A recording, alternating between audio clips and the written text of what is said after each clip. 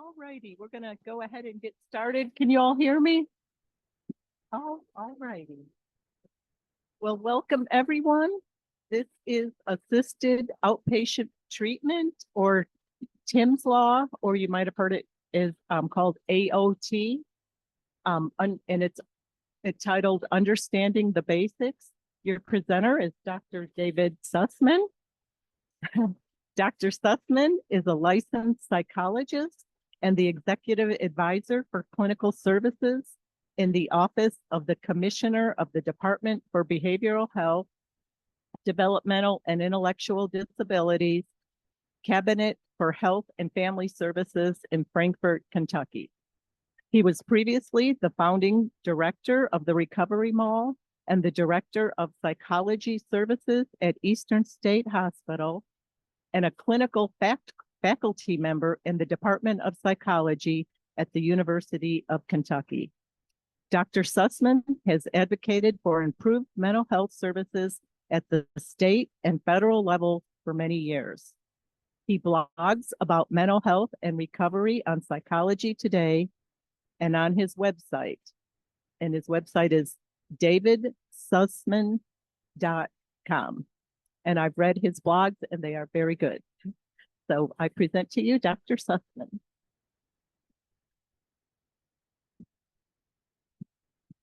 Thank you, Tracy. Everybody hear me okay?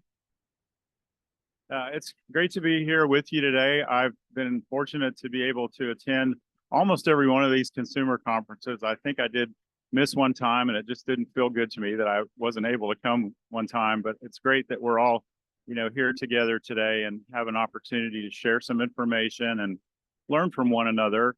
And I'm really happy to be able to talk to you today about assisted outpatient treatment. And I don't know if we're going to be able to show the slides, but that would be great. Ah, there we go. Perfect. And we can go on to the next slide. Oh, I got the clicker. Yeah, sorry about that. Oh, okay. So in my current role, I'm really fortunate to be able to work on helping to expand assisted outpatient treatment throughout the Commonwealth of Kentucky. And we'll kind of tell you where we are with that process. But today we want to go over, just as the title says, a few basics. So today we're going to learn about what is assisted outpatient treatment, and the abbreviation I'll use is AOT for assisted outpatient treatment, or Tim's Law. And I'll explain to you why it's also called Tim's Law. And then who is eligible for AOT? And then what are the benefits of AOT? And then we'll talk a little bit about what is that legal process if you wanted to encourage someone to be involved in AOT. And then we will talk about when is AOT going to be coming to your part of the state of Kentucky. So what is AOT? And actually, I have to keep looking backwards. But I want to tell you about, first of all, help you understand what is AOT. And so it is a practice of providing community-based mental health treatment under a civil court order. And it has two goals. One is to motivate an adult with mental illness who may struggle with their voluntary treatment participation to be able to have them engage more fully in their treatment plan. And then the second goal is to focus the attention of treatment providers on the need to work diligently to help keep the person engaged in effective treatment. So those are kind of the two main goals before we get into kind of the specifics of how it works. So AOT in Kentucky, it was initially passed by the General Assembly in 2017. And if you go and read those statutes in the law, and if you're sort of, into reading that, you can go Google the Kentucky Revised Statutes, or the KRS, and you will find all the laws of the Commonwealth of Kentucky there, and they are organized in chapters. You'll find many, many, many chapters. But if you scroll down to chapter 202A, this is where you will find the law regarding AOT. And you will also see in there in the law that this law is also referred to as Tim's Law. And so I want to tell you just a little bit about who Tim was. And maybe some of you in this room even knew him. I'm also going to say at the beginning here that everything I'm going to say about Tim has been published information. So I'm not, breaking confidentiality or revealing any private details. But Tim was Tim Morton. He was a man who lived in Lexington. Did any of you know Tim Morton? Okay, so some of you did. And Tim was a man who, at the age of 18, had his first psychotic break, and he ended up having chronic schizophrenia. And so over the rest of his life, and he died in his mid-50s in 2014 because of just some physical health complications. But over the course of his life, from age 18 until the time he died, he went through the cycle of going into the hospital, being treated, going back out, and sometimes being homeless, and almost always not following through with treatment and getting off his medication. And then his psychotic symptoms would come back, and then the cycle would repeat itself. And he was involuntarily committed to Eastern State Hospital over 36 times in his life. And his family, was by his side. Many of you may know his mother, Faye Morton, who's still here in Lexington. And so Faye and many advocates, including NAMI Lexington and including several partners around the state, decided, well, can we do something that would help people like Tim in the future, who really struggle with being able to stay engaged in their treatment? And so some other states had already passed this law called AOT. And so the effort was made over a period of a few years to get this law passed in Kentucky. And so ultimately it was passed in 2017 to allow for AOT here in Kentucky. And the law actually has been revised a couple times, and the most recent revision occurred in 2022. So I'm going to tell you about the law as it stands today. The problem with the law, it was a great law, but the initial problem was that there was no funding to support this. And so really nothing happened for the first couple of years. And then the first order for AOT was entered in Jefferson County in Louisville in 2019. And so that was the first time someone was actually able to participate in assisted outpatient treatment. And then, as I mentioned, the law has been changed a couple times. So we're going to have a little legal 101, bear with me, but I want you to know what the law says. There are 4 criteria that says must be met if someone is eligible for assisted outpatient treatment. And as we talk through these, I want you to begin to think about, do you know someone that perhaps has had some of these concerns or might fit these criteria? Because it's a pretty small slice of our population. We'll talk about that. But I want you to understand what the law says is required for someone to even be eligible to participate in assisted outpatient treatment. And it is by no means a large part of the population. It's a really small part, but it's people who really could benefit from this. So the first requirement is that the person has to be diagnosed with a serious mental illness. To many of you, this is a very familiar concept, this term serious mental illness. But if you're not familiar with that, what it simply means is that there are certain diagnoses, certain mental health or psychiatric diagnoses that are considered to be in the category of serious mental illness. And so this would not be things like everyday anxiety or stress or those kind of things. It is typically limited to things like schizophrenia, bipolar disorder, major depression. And then there's another diagnosis you may hear about from time to time called schizoaffective disorder, which is kind of a combination between symptoms of psychosis, which means some loss of touch with reality, and also mood symptoms. And so that's schizoaffective disorder. You may, in some isolated circumstances, find someone with maybe another diagnosis that also meets this serious mental illness qualification, but it's typically those that I mentioned. So things related to schizophrenia, bipolar disorder, major depression, schizoaffective disorder. So again, a lot of people aren't going to qualify because let's say you just have mild depression or anxiety, something like that, not going to qualify. This is for those individuals. We know that this is typically about 5 to 6% of the population may actually fall into this group of diagnoses that are considered a serious mental illness. So again, a small number of people. So that's the very first requirement. If somebody doesn't have a serious mental illness, there's no point in going any further in terms of thinking about if they qualify for AOT. But if they do meet number 1, then you have to meet number 2. And number 2 is pretty well defined to be able to say yes or no. And so it says a history of repeated non-adherence with mental health treatment. What does that mean? Non-adherence is a fancy word to say that someone has not been able to engage or participate or follow through consistently with their treatment.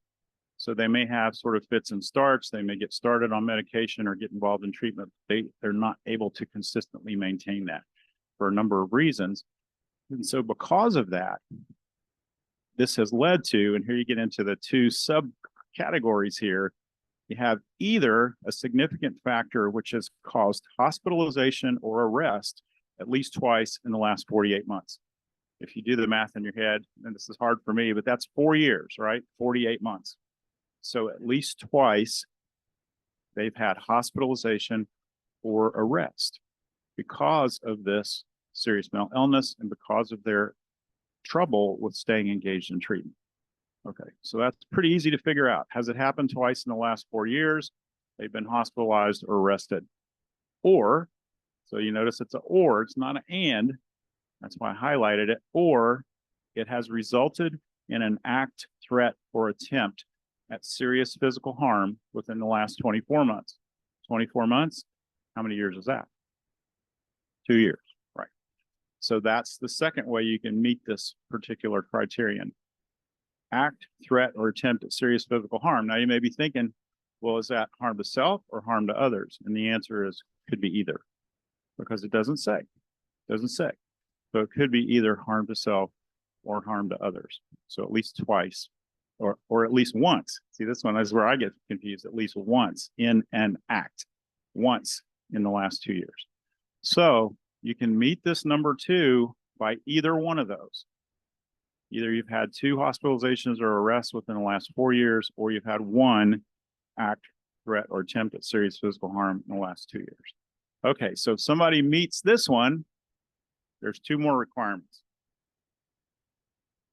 And this is the one where a clinical mental health professional gets involved. And so the third requirement under the law is that this person is not likely to adequately adhere to outpatient treatment. What does that mean? It's unlikely that they're going to follow through with outpatient treatment on a voluntary basis. Like we just know from their history, they are not going to engage very well in outpatient treatment on a voluntary basis.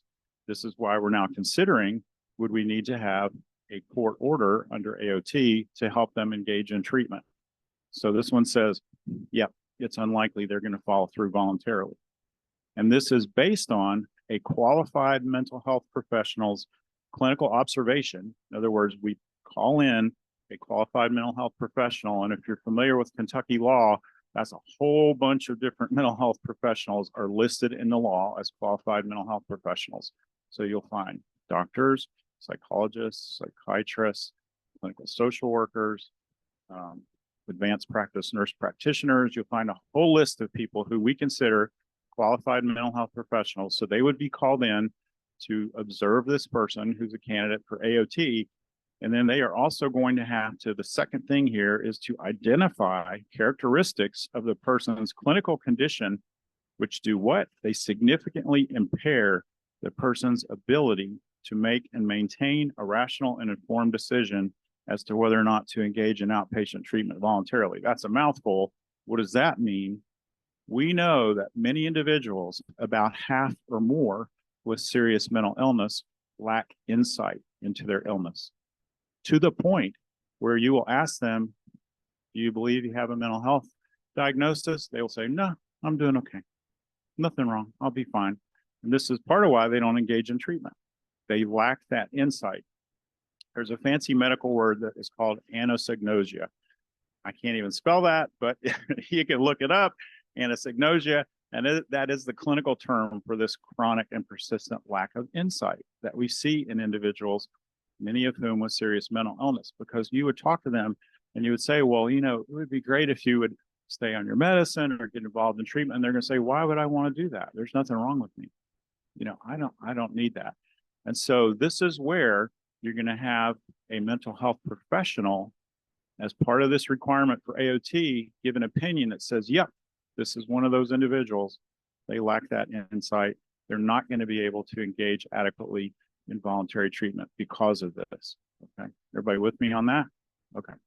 We have one more criterion under the law. And this one is actually maybe one of the easier ones, but you have to be able to say that the person is in need of court-ordered assisted outpatient treatment as the least restrictive alternative mode of treatment presently available and appropriate. And so in other words, we're saying, you know, if somebody really could be managed just fine in outpatient treatment without a court order, then obviously we would do that.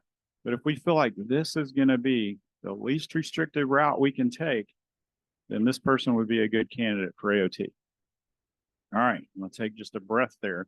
Any questions about these 4 legal requirements in Kentucky to be considered for AOT?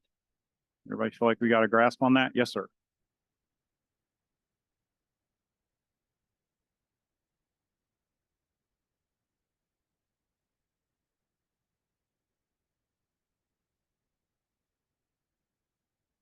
And the answer is yes, because we are working really hard. We've already done a lot of work on this, which I'll talk about in a few minutes, to work with our hospital staff to be able to help recognize these people who may be really good candidates for AOT and to begin to help them engage in this. So yes.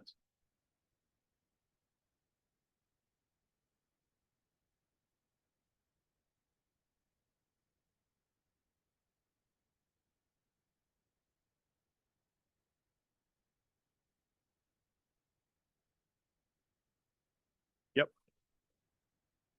Yep. And you're describing kind of that perfect candidate, and we'll talk a little bit more about that in just a minute in terms of how we see this play out, but you're right on target. Did you have a question, sir? Yeah, so actually 48 states have AOT right now. As of this moment, the 2 that don't have it are Connecticut and Massachusetts. And that's a trivia fact that I happen to know, but Maryland just got it. And so there are 48 states, including Kentucky, that have this kind of law. All right, so if we're all good on the legal requirements, then let's learn a little bit more. Okay, so who can? That's a lot of requirements. Yeah, it's four requirements that are going to limit a lot of people. But when you get down to those who do meet it, it's it can be helpful. So who can benefit from AOT? So sort of to summarize, this is an individual that has a documented history of a serious mental illness, has that history of repeated hospitalizations or arrests. Interesting thing about the law, which I didn't mention, is it says hospitalization or arrest, right? So it can be either one. So maybe the person hasn't even been in the hospital recently, but they keep, getting arrested for like something related to their symptoms, maybe picked up for trespassing, something like that. You have those 2 arrests in the last 4 years. They can also qualify whether or not they've been in the hospital. Who else can benefit? This person that has that history of not being able to follow through with their outpatient treatment and medication. And we, a lot of us, how many of you can think of somebody right now that you're thinking, man, I know somebody just like this? Okay, yeah, I think many of us can. And then the other thing to really think about is this is way less than even 1% of a state's population. So by the time you go through all those 4 requirements and you kind of think of it as a funnel where it narrows down to meet all those requirements, this is way less than 1% of a state's population. And so you're thinking, well, how many people would that be in Kentucky? Our estimate is that it's maybe a few thousand people, maybe a few thousand people. So this is not a million people, 500,000 people. This is maybe a few thousand people each year that actually would meet this requirement. Yes, and that is what we're trying hard to do, is increase that awareness. And we'll talk to you about where we are in our statewide campaign to get the word out. So what we see with a lot of these folks who could benefit from AOT is they go through this, what we call the revolving door. And with the revolving door, we see a lot of people with serious mental illness here in Kentucky, and they cycle through the hospitals. Sometimes they go to jail. Sometimes they're homeless. They're coming to the attention of public service agents, hospitals, healthcare systems, law enforcement on a repeated basis. And you see this revolving door. They'll go in the hospital. They'll get a little bit better. They go out of the hospital. Things deteriorate. The cycle starts over again. And many times they end up in the hands of law enforcement just because, people see their behavior as odd or unusual. And so they'll call the police or something. So we want to be able to stop this revolving door. Okay, does AOT work? Well, there's a lot of evidence that says it does. And one of the first states that had AOT was New York. Their law is called Kendra's Law, and they've been working on this now close to 20 years. And so this is some research from New York, and then I'll share some Kentucky data with you in just a minute. But there's some pretty compelling evidence for people who get involved in AOT. in New York, at least, they saw 77% fewer experienced psychiatric hospitalization, 74% fewer experienced homelessness, 83% fewer experienced arrest, and 87% fewer experienced incarceration. Those are really good results that they've had there in New York. The other thing that we've seen through some of the data is that there's a large reduction in, acts of harm. And so you see for folks who've been involved in AOT, a 44% decrease in harmful or dangerous behaviors, a 2/3 reduction of risk of arrest in any given month, 4 times less likely to perpetrate violence, and half as likely to be victimized. And we well know that one of the common myths that we try to keep breaking is, people say, well, people with mental illness, serious mental illness, are more violent or more dangerous. And we know, in fact, that is not the case, and that, in fact, many individuals with serious mental illness are much more likely to be victims of violence. And so we see that this reduces not only, harmful behaviors by the individual, but it also reduces their risk of being in vulnerable situations where they may be victimized.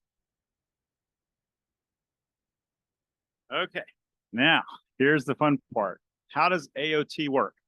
So we're thinking, okay, yeah, maybe I know somebody this would be helpful for. And so what I have for you here is one slide that sort of summarizes what you're going to find would be like 12 pages in the law. So I've done you a little bit of a favor here.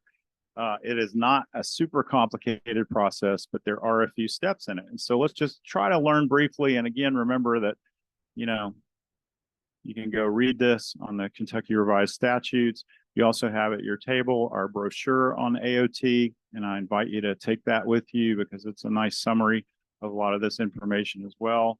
And at the end, we'll point you to some other resources on the internet that you can go to for more information. But let's just walk through real quickly. How does this work? You think, man, I really know somebody that I think fits this pattern and could benefit from AOT.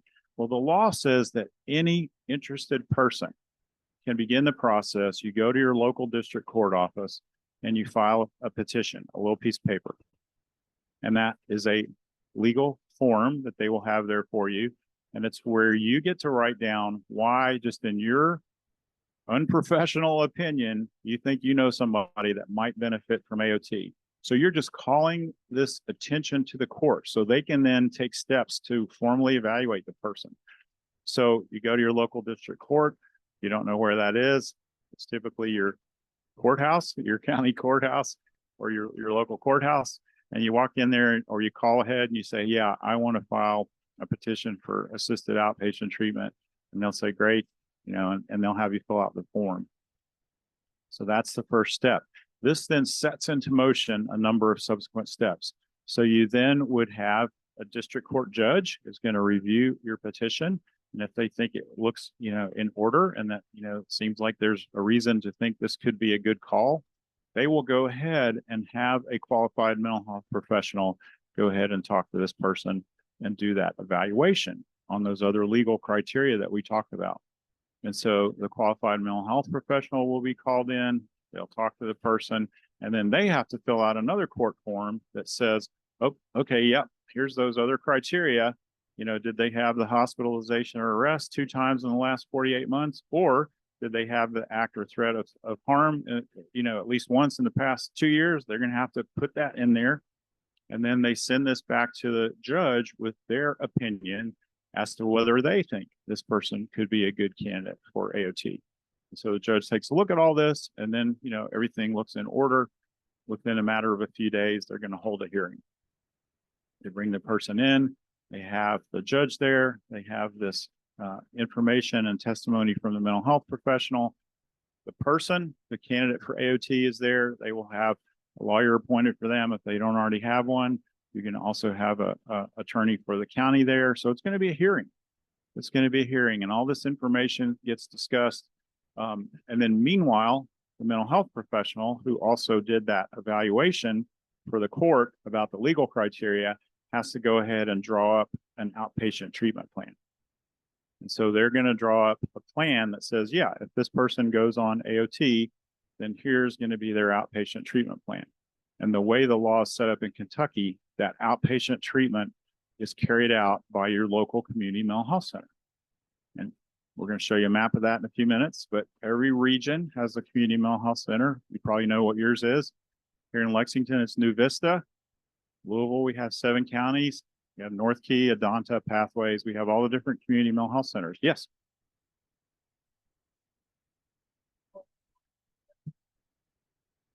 Lexington VA Medical Center, you would still have your care coordinated by the mental health center, but they can certainly still have you participating in your regular VA services if you feel like that's helpful to you. But the mental health center would be the one who would be coordinating that outpatient treatment. Yeah. 2 questions. Let me start over here. No, it is not at all the same as Casey's Law. That's a great question. Casey's Law, and I'm not an expert on Casey's Law, but is for court-ordered substance use treatment.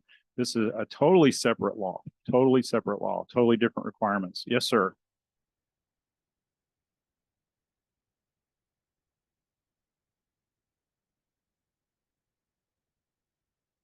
You do have to.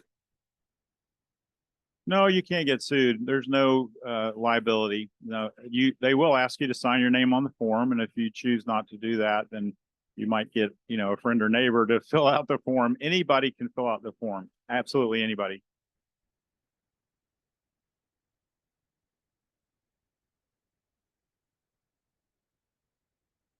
No, there's not going to be any liability of that nature. Yeah. Yeah, no, that's a great question. And the other thing I didn't say directly, but let me say it, is that AOT is a civil legal procedure. It is not a criminal legal procedure. So there are no crimes involved, no offenses have been committed. It is a civil process, just the same as we use for getting someone admitted to a state hospital, for example. It is a civil legal process. Did you have a follow-up question? Or okay, well.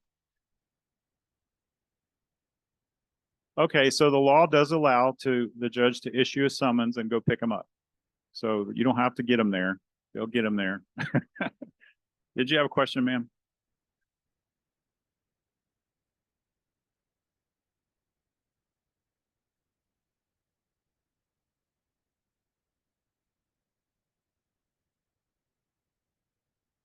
Yeah, well, the judge will issue that summons, and then somebody's going to have to at least know where they are to pick them up.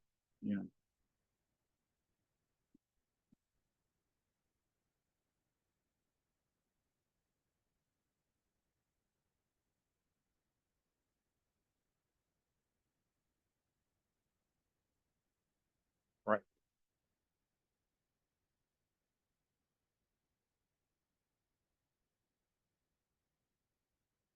Yeah.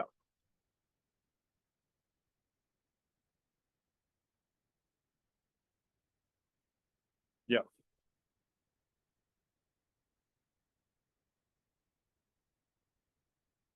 And let me ask you, what county do you live in? Okay, so we're working right now with Boone and Kenton, not Campbell yet, but they're about ready to launch AOT there. And North Key is going to be the community mental health partner. They're already very well versed in it. They would be great to talk to because they're going to be the ones that are going to have to do the evaluation and the treatment plan. Yes. Yes, sir.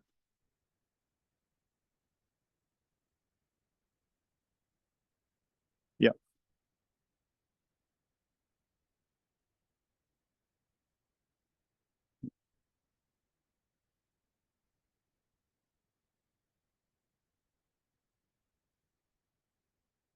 Well, it's first of all, it's not a warrant. It's just a summons. They, go pick them up. The law requires the hearing to be held within 6 days of the petition being filed. So I guess if they couldn't locate them and that 6 days elapsed, they might have to start a new petition because the petition's only good for 6 days. We had another question. Yes.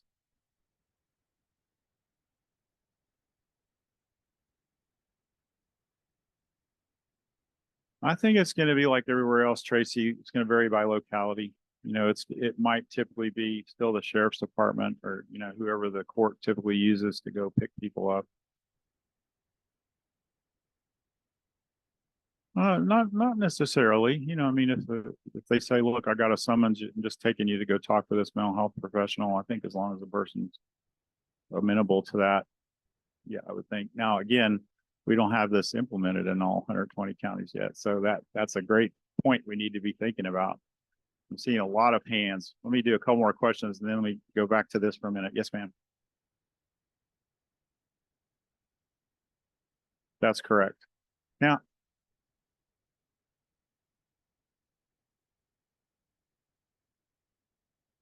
yeah.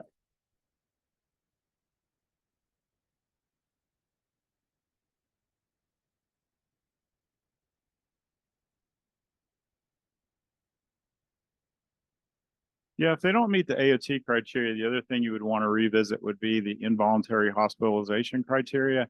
And, remember that that does include an option that if someone is, not able to care for their basic needs, if it reaches that level, you might be able to get them in the hospital for some treatment and stabilization, and then maybe transition them to AOT. But again, I think you would probably want to sit down with your local mental health center staff, with your regional state hospital staff, and maybe think proactively about, well, if this is somebody we're really worried about, and figure out some options. In the back.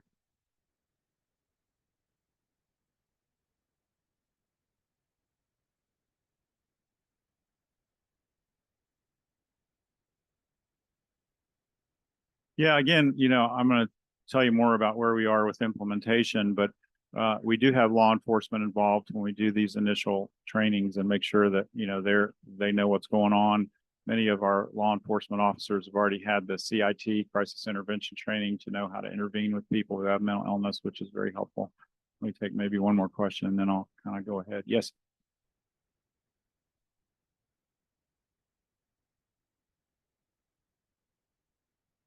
It doesn't cost anything. It doesn't cost anything. You just have to file the paper. Yeah. All right, let me continue just a little bit. Okay, there we go. So I think, okay, I got almost through this, but okay, so you have the hearing, all that evidence is presented, the treatment plan is presented, the mental health professionals evaluation is presented. And then if the judge believes the criteria have been met, they can place someone on an AOT order, and that goes for up to 360 days. Don't ask me why it's not 365 days. I have no idea. That's the way it is in the law, but it's just about a year. And so during that year, the person will have their treatment through their outpatient plan that has been submitted to the court. This will include medication, therapy, peer support. A lot of times it's run through the assertive community treatment or ACT teams that you may be familiar with, who are kind of targeted to deal with individuals with serious mental illness. But then what's unique about this is the person is going to have follow-up visits with the judge, typically a couple times a month. And so they will actually go back before the judge a couple times a month. The judge sits down with them. They sit at a table. It's very informal. And the judge is going to ask them how it's going. The person's lawyer will still be there. And the mental health center staff will be there. And so you have kind of a little team meeting. And the judge, says how it's going. Do we need to make any adjustments? So this is very carefully monitored and supervised by the judge. And this goes on for up to 360 days. The mental health center provides the outpatient services. And then at the end of the 360 days, there are a couple options. If the person wants to renew, you can have another quick hearing and renewal and start it over again for another 360 if you want. Or if the person is doing really well, you can discontinue it after 360 and, just let them go on their way. The other thing that's kind of nice about this is, what if the person really has a crisis during that 360 days and they need to go back in the hospital? Well, they can go back in the hospital, and it does not cancel the AOT order. So then when they come out of the hospital, that standing order for AOT is still there. They just jump right back into that outpatient treatment, and it's a seamless process. Any questions about this? Yes, ma'am.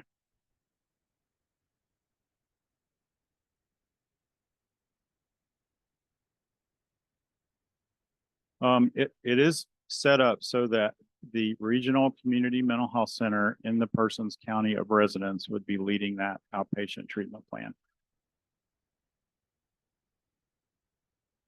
Yes. So again, in the example you all talked about, North Key would look at, where their services are in the person's county of residence, and they would, work it in that way. Yes.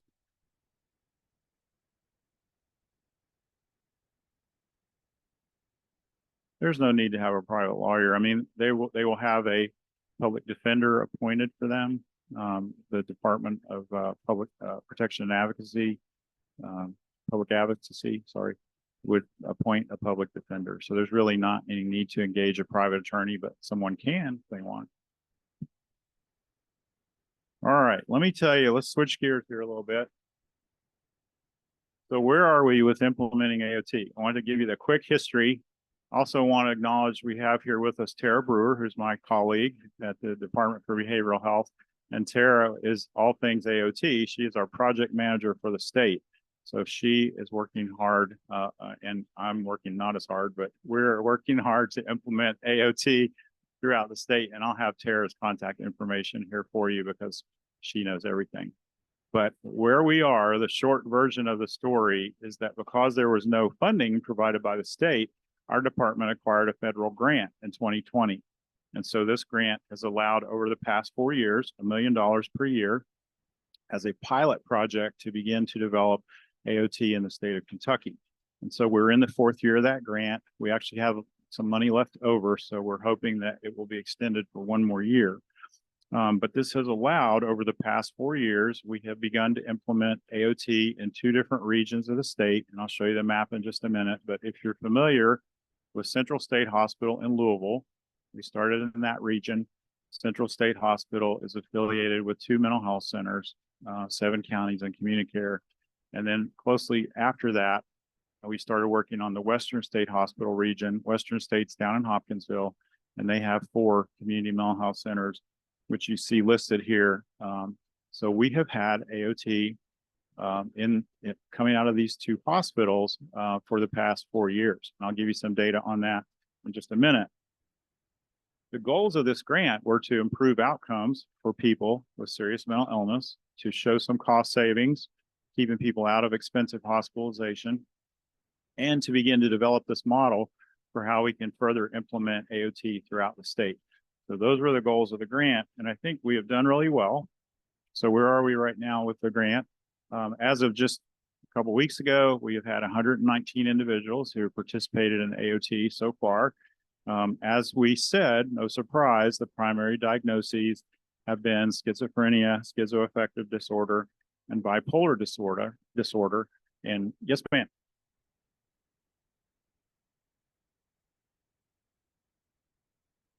Yes, ma'am.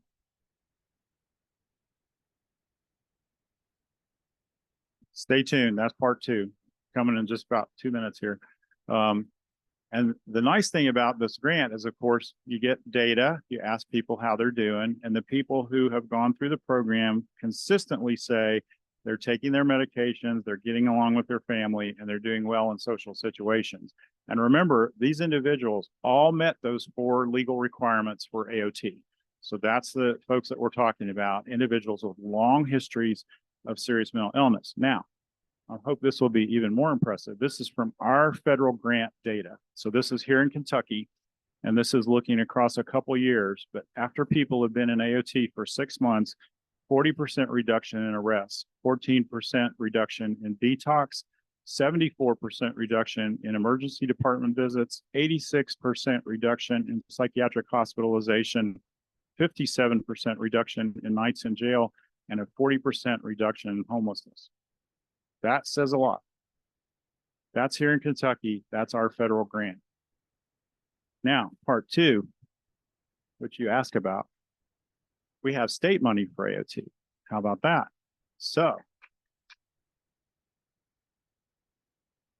in the current 2-year budget, the state runs on a 2-year budget.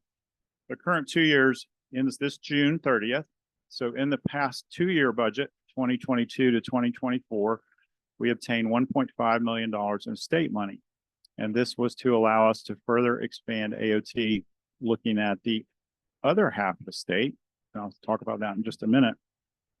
But that's been really two phases. So we have, over the past 2 years, started expanding AOT to the Eastern State Hospital region. Eastern State Hospital is here in Lexington.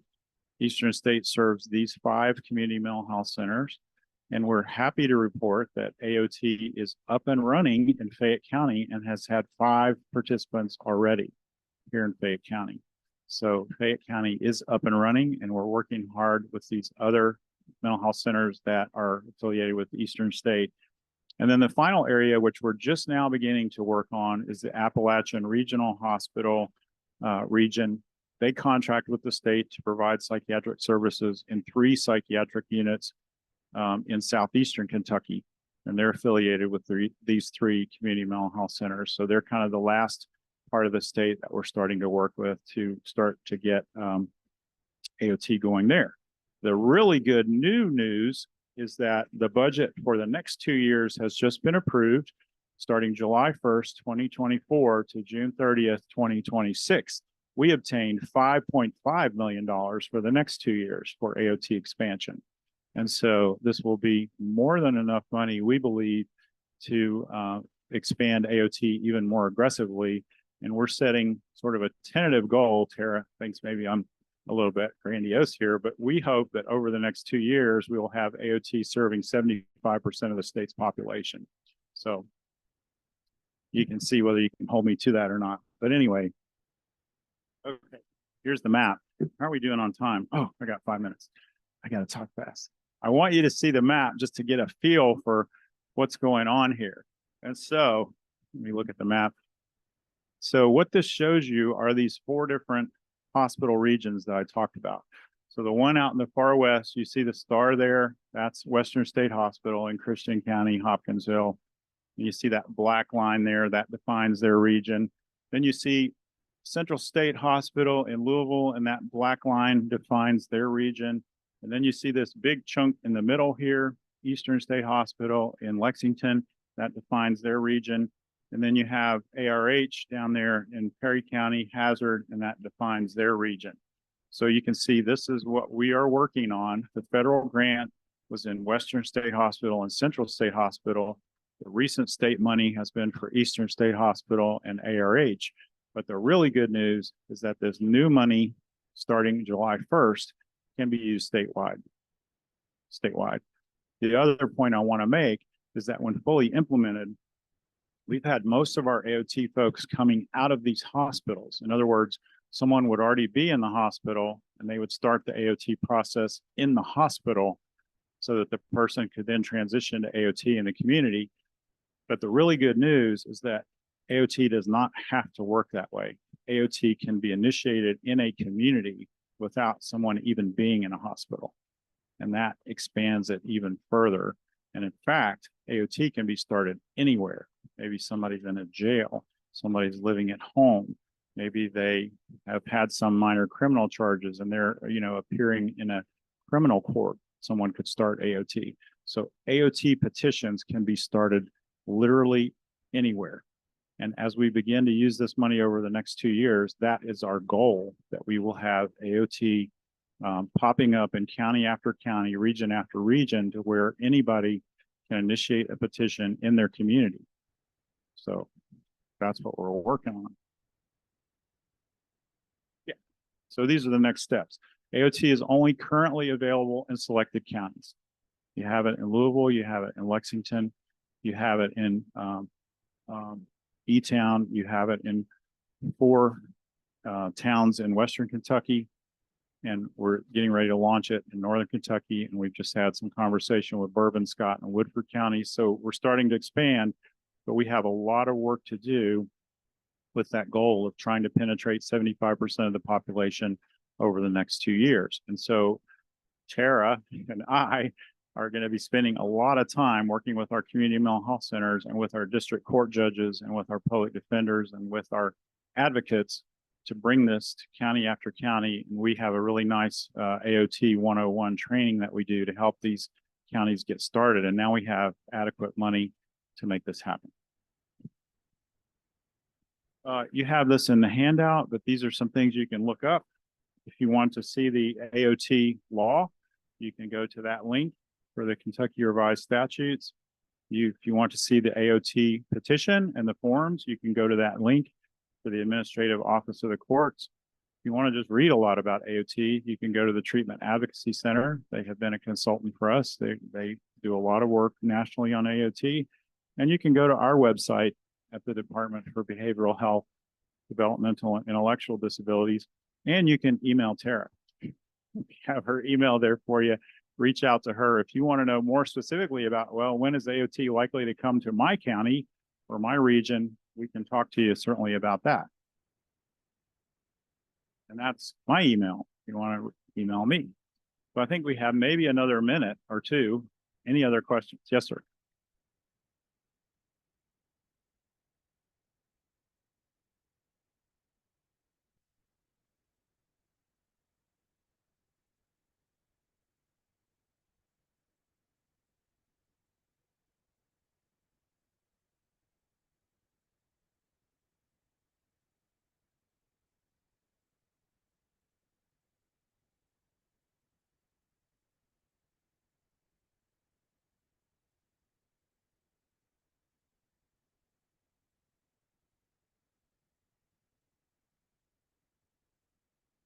Yeah, that's a great question. And we have had really strong bipartisan support for these kinds of mental health projects. AOT got off to a rocky start because if I'm remembering correctly, it was passed by the legislature and Governor Bevin vetoed it. And then the legislature overrode his veto to put it into law, by an overwhelming majority. And then we've continued to have strong support. We actually have had a coalition of advocates and judges and people who have fought for us to get more funding for the next 2 years. So we've had really strong support from, as they say, both sides of the aisle. And I think part of that is because when you talk about mental health issues, people kind of get it. Any last questions? Yes.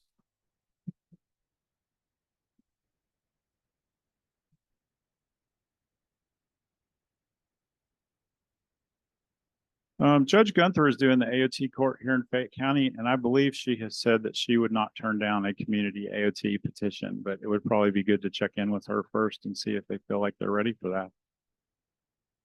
Okay, on that note, I'm going to say thank you for your time. It's been great talking with you today.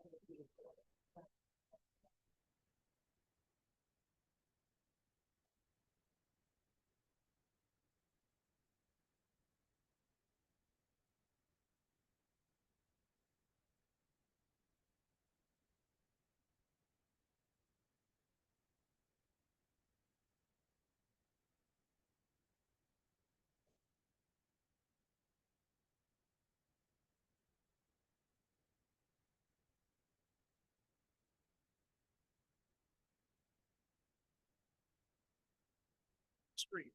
Yeah, that's good. Where are you gonna be sitting? So I can see you, okay. No, that's okay, I think I. Yeah. I think-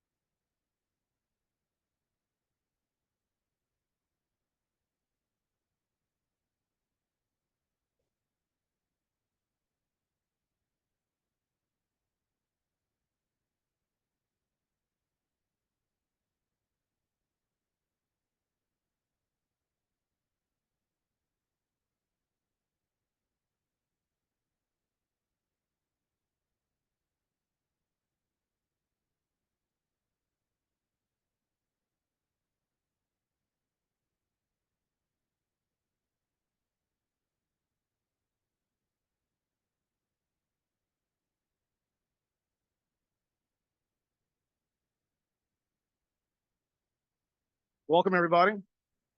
Welcome. This is gonna be a 2-hour session, by the way, okay? And then we'll have lunch. But I want to make introductions to someone who's very dear to the heart of Kentucky Stars. You may know of her. And what I want to do is make sure everyone knows what she's done, what she's all about, okay, what the program's going to be focusing on. It says here, welcome, everyone. Pretty simple. It says this is the Ethics and Boundaries and Peer Support. It is a 2-hour session, and your presenter is Ellen. I want to make sure I say it right. Elian. Sorry about that. It says Ellen works for the Alliance for Rights and Recovery as a director of peer bridger services. To the Alliance and other consulting engagements, Miss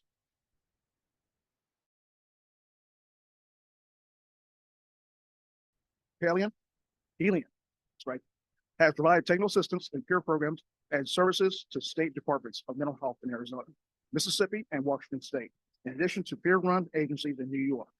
She possesses a wealth of tools and practices to bring peer recovery to the next level. Thank you, Ellen, and we give you the floor.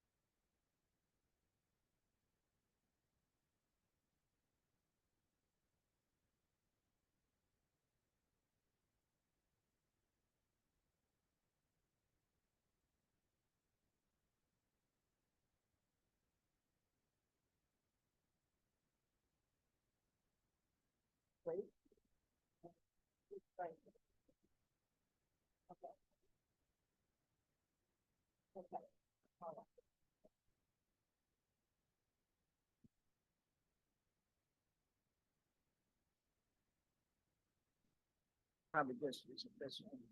That's okay. Good morning. Morning. So I didn't get too many people moving up, but okay.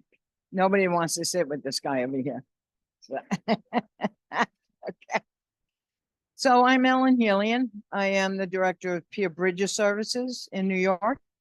I also work on the TA, the technical assistance lane of the agency. We just changed our name to the Alliance for Rights and Recovery. We used to be NIAPRS, which is the New York Association for Psychiatric Rehabilitation Services. So Alliance is so much easier. Yeah. So are you putting it up here? Up, there we go. Okay.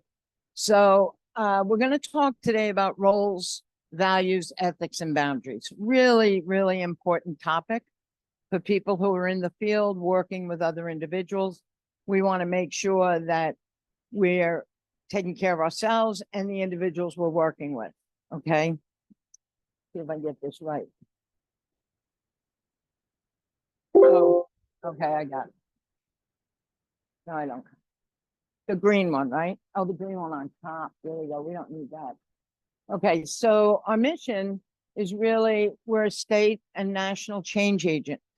We've been dedicated to improving the services of individuals with, through public policy, social conditions for people with mental health, substance use, and trauma-related challenges.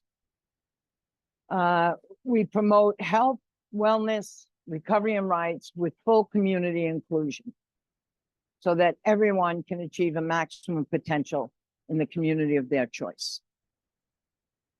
So this is a little bit about how we do what we do. We advocate. We once a year have about 750 people join us at the state capitol to make our points about recovery and, of course, money that's needed to do that. And also how they create policies. we have an awesome, the executive director, Harvey Rosenthal, is just an amazing advocate. He started the agency and has always been right there at the Capitol. I think he has a bed outside the mayor's, the governor's mansion there. We educate, we have training events throughout the year. We have hundreds of training events throughout the state. We work with agencies, we work with government, we work with managed care, and we, of course, train people who provide services. With the innovation, an example is this Peer Bridger program that we'll talk about later this afternoon. And we celebrate, we celebrate people in recovery. We celebrate people who work with people in recovery, who are people in recovery. Hope is a huge piece of what we do and what we expect that people will give to each. We actually have a annual conference, which anyone who's in New York, up in the Catskills, care to join us. It's in October. Come on, put your packing bags together. We have about 700 attendees, and it's really a great conference. It's all peers. And not only do we have workshops and those kind of things, we have, which we're kind of famous for, is we have a huge barbecue. And try to see 700 people trying to get a handle on those spare ribs. It's not a pretty sight sometimes. So, this is some of the technical assistance that we've done around the country to this point. We are certainly looking forward to adding Kentucky to the mix. And I'm excited about that. And these are some of the learning objectives that we want to cover for today. So we're going to review the ethics and how they're born, how they're created from, there's a runaway ball. How we're, I'm sorry, I should have turned this off. And how ethics are really born of and created from values, right? We're going to identify boundaries. We're going to be able to distinguish between personal and professional boundaries. And we're going to discuss, how boundaries can be discussed with a supervisor and supervising the supervisors. So the first thing we want to talk about is knowing your lane, right? As peers, especially in agencies, clinical settings, hospitals, it's very important that the peers stay in their lane, that we know what we need to do, and that we're not clinicians. We don't pass over that lane and start diagnosing people or getting people to take medication or, convincing people to take certain treatments. I think sometimes peers can be seen as that vehicle for clinicians, especially in hospitals, clinics, and managed care companies, So we've had plenty of staff that have reported back to me saying, listen, the social worker told me to get this person to take this medication. They don't want to, but they want them to take it, and how we deal with those kind of situations. So again, these are some of the roles, right, that I don't want to get in your way. Can you see? Okay.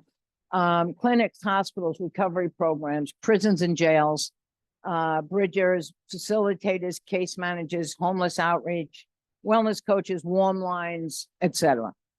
I actually have an affinity to the prisons and jails. I actually, prior to my coming to the Alliance, I ran a peer-run organization on Long Island in New York. It was the first peer-run agency to have a clinic. We actually created our own clinic. And, a lot of when we were doing that, we, incorporated the peers and people that are receiving services in that process of whether or not we should even do it. And everything was fine until we talked about the psychiatrist, and there was all this, oh, no, we're not doing psychiatry. It's like, okay, all right, well, let's get all the information here. So if we decide to do this, we'll need a psychiatrist. However, we interview the psychiatrist. We decide if we want to hire that psychiatrist. And and I'm going to ask you, if we hire the psychiatrist, then we can fire the psychiatrist. And I had no problem and was very well prepared to do that. So luckily we didn't have to. It became very successful. And then shortly there, I was with the agency. I started the agency for 32 years. I worked there, and then I moved on to the Alliance. So a code of ethics, and this is really important. How many of you, is there a certification program in the state? So how many of you have signed a code of ethics? Yes, okay. So we want to talk about that because the code of ethics is based on 5 principles.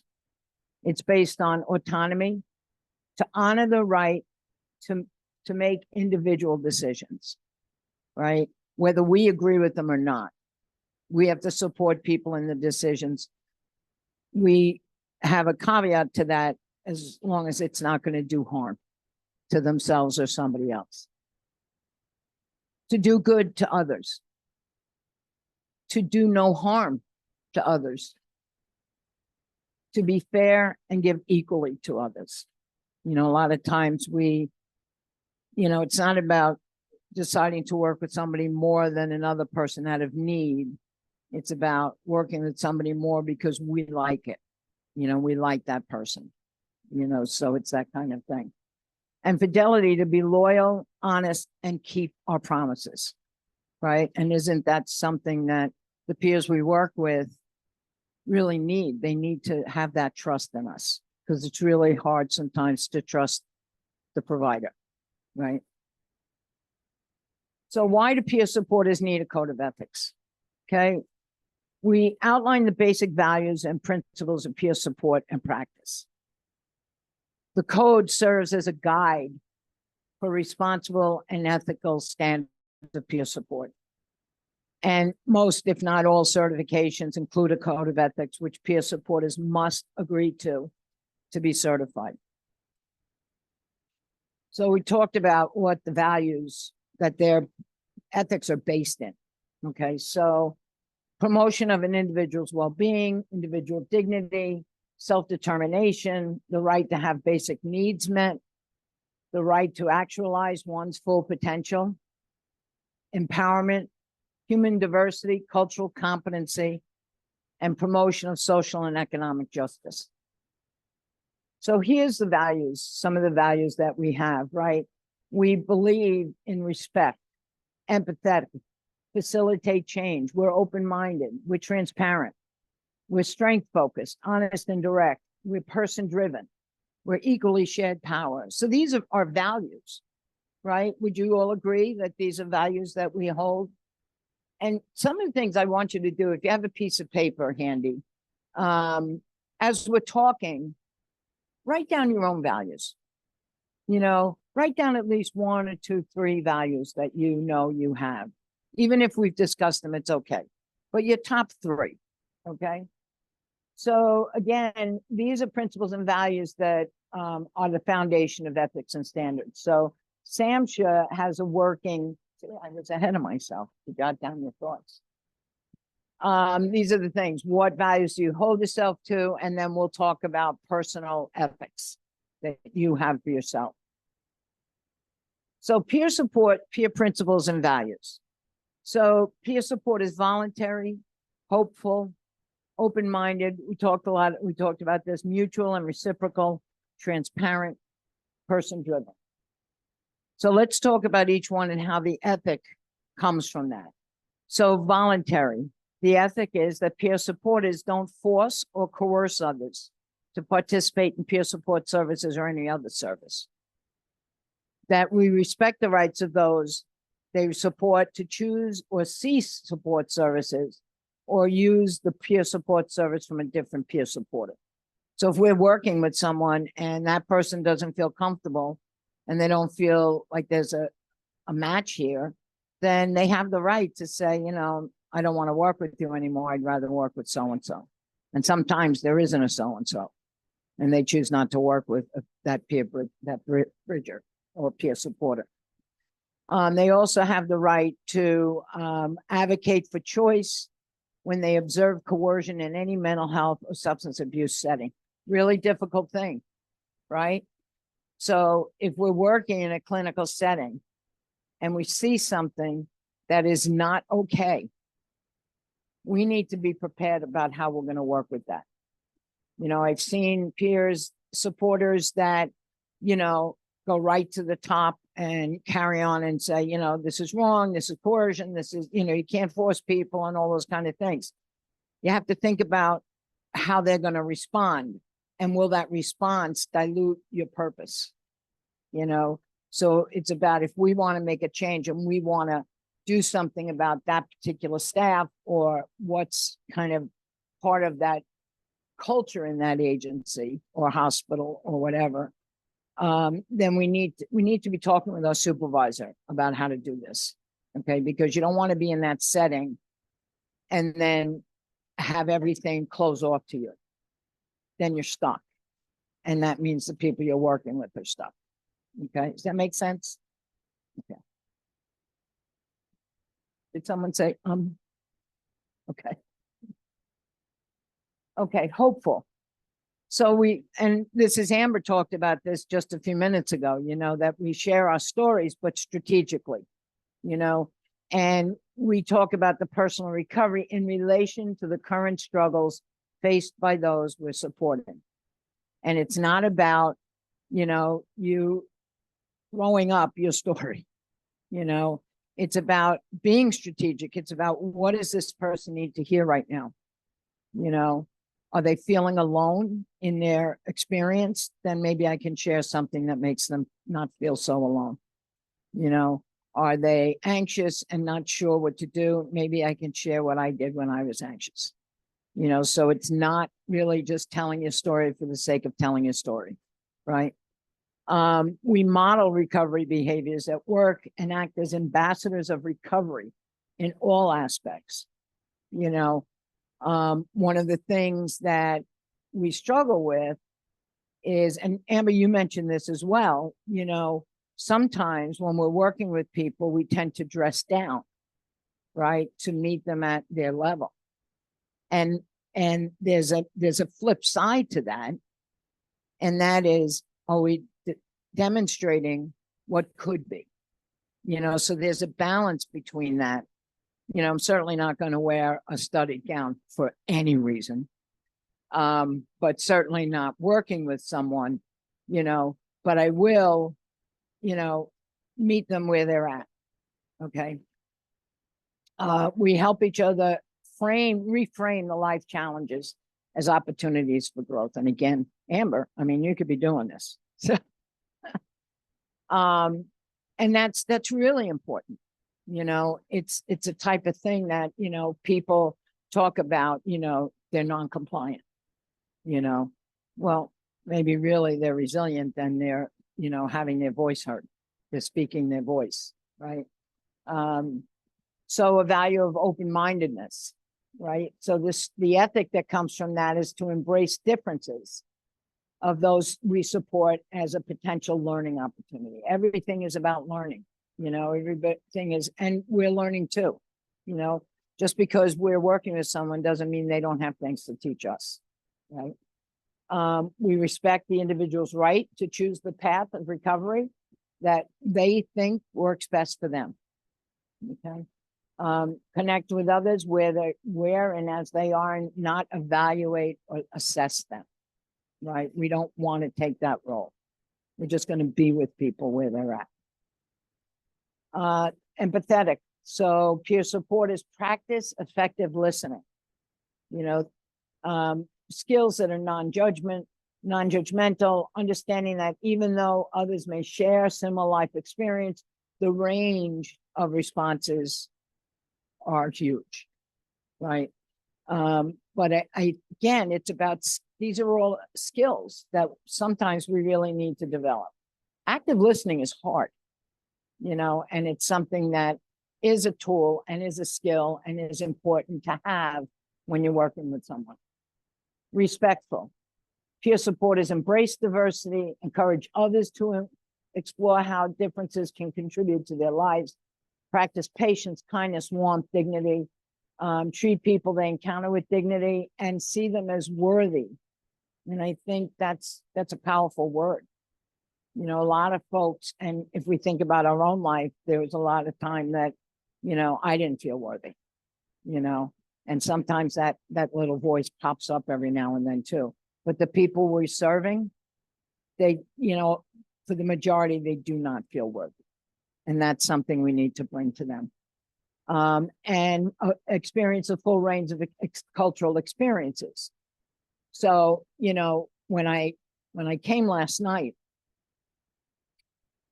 I had a very different experience than we have in New York, you know, and I'm not used to, you know, can I hear an amen? Amen. So it's just not something that I'm used to. You know, I kind of liked it, but it wasn't something that I'm used to. So, you know, it's something that, you know, I found myself, amen, you know. So it's about cultural differences and really, you know, taking it in, not just saying, oh, well, that's not my experience. That's not my culture. But it's about taking it in and finding a place for it, you know, in ourselves. Okay. We value and facilitate change, right? So we recognize and find appropriate ways to call attention to injustices. And that's why, you know, we talked before about how do we protect people in, you know, situations where they don't have freedoms, like hospitals, prisons, even clinics. You know, people are afraid to talk to their doctors. They're afraid to speak to a supervisor about a clinician or about a staff person because they're afraid of the retribution about that, right? They're afraid that, you know, I mean, this has been a common response is that, you know, if I tell the psychiatrist he's going to give me more medication, you know, or she, you know, so it's those kind of fears.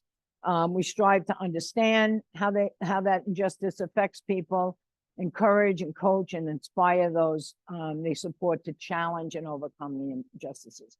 This is a lot of work with supervision, you know, and it's really important that we don't shoot from the hip, right? That we really are thoughtful about how we're going to proceed. Okay.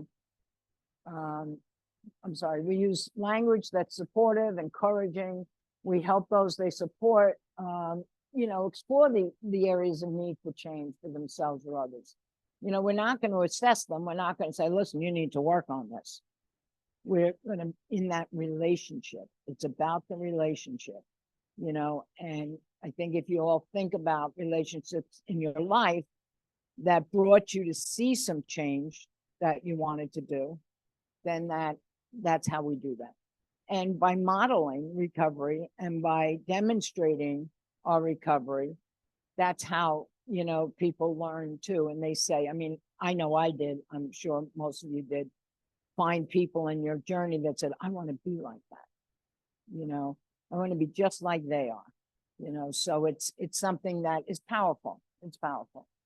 So we're honest and direct, but not in a hurtful way.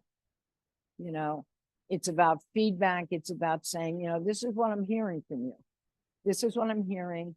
This is what I'm seeing, you know, when you behave this way, you know, like what's that about?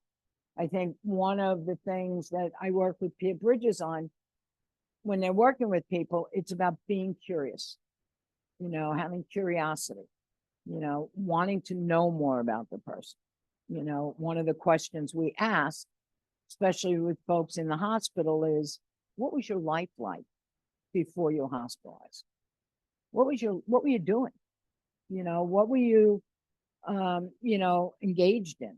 You know, were you working? Were you, you know, we're not even if it's substance use and other, you know, self-treatment kind of stuff, we were still doing other things at the time, right? And then we can start talking about, is that something you want to go back to when you get out? Not the substance use part, but if people are working or they're having relationships and things like that. There's a lot of times when people go into these systems, they kind of lose all that, you know, and they forget who they were. So and they become a patient and they wear that cloak, if you will. So that's what we try to do. We build that peer relationship based on that. Mutual and reciprocal. We learn, from each other.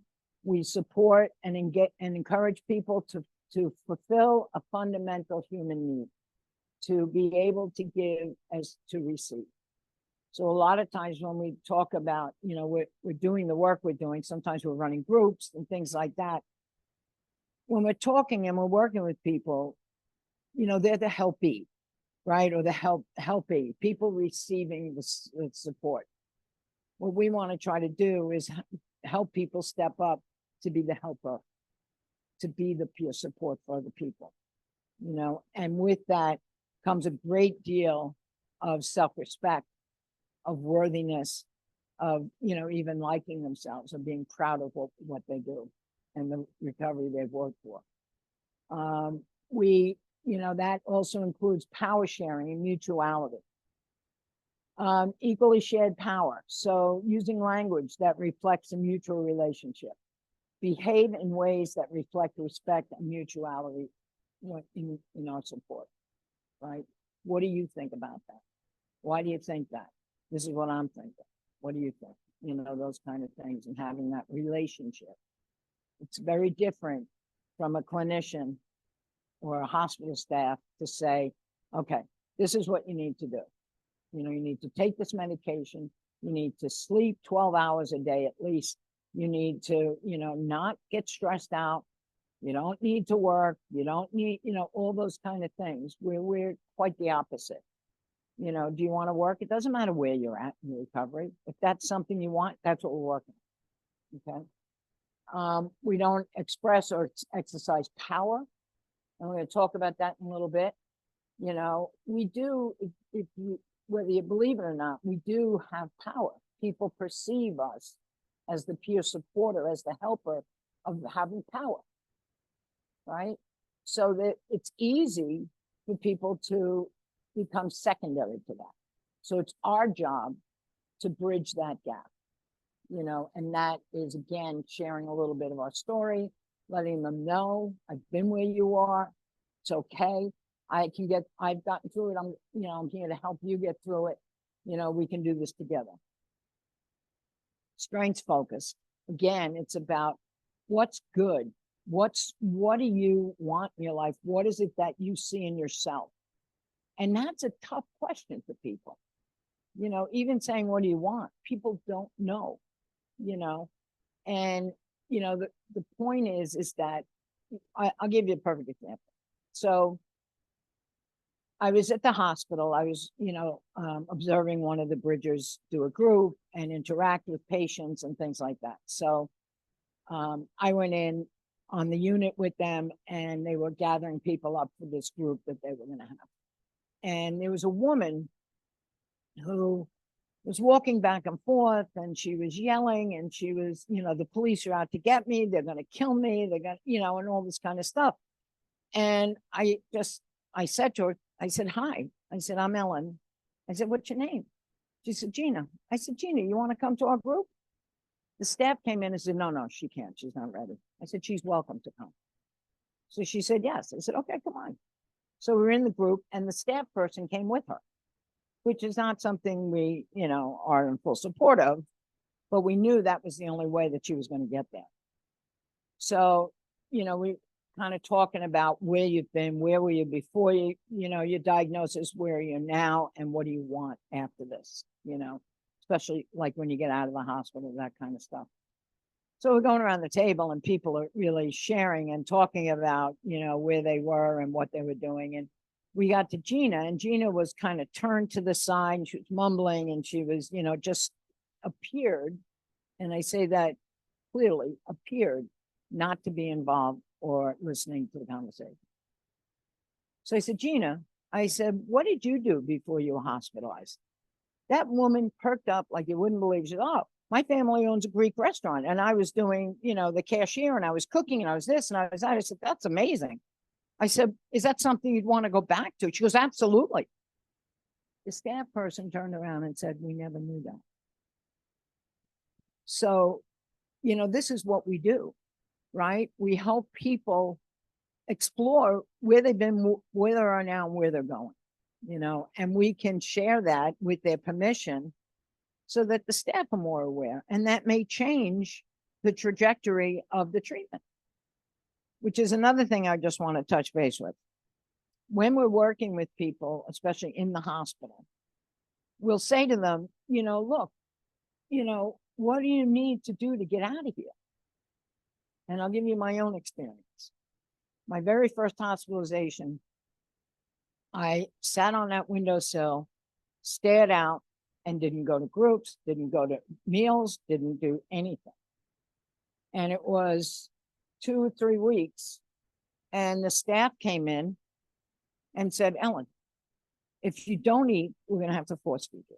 Not that I need any force feeding, but if you don't go to group, you're not getting out of the hospital. If you don't see the psychiatrist, talk to them, you're not getting out of the hospital. And that light bulb went on and said, oh, these are the rules of the game. Okay, so I'll go to group, I'll have dinner, I'll have, you know, I'll chit chat with the psychiatrist so I can get out. But if I didn't know that, then I would still be on the windowsill, right? So what we do with folks when we talk about what do you think you need to do to get out? What does the staff need to see for you to get out? You know, what are the rules of the game here, right? If you feel you want to get out, let's figure out how. So what we do is we have them ask for their treatment plan. And then we sit down with them and say, this is what the plan says. What do you think about it? Is that something you're okay to do? You know, and if they're not, then let's talk to the treatment plan about the treatment team about that. And we'll go to the meeting with them and help them advocate for themselves. So, you know, that's when we talk about strength focus. Transparency is huge. You know, we have to do what we say, you know, and say what we do. So it's, you know, we can't be somebody we're not with the people we serve.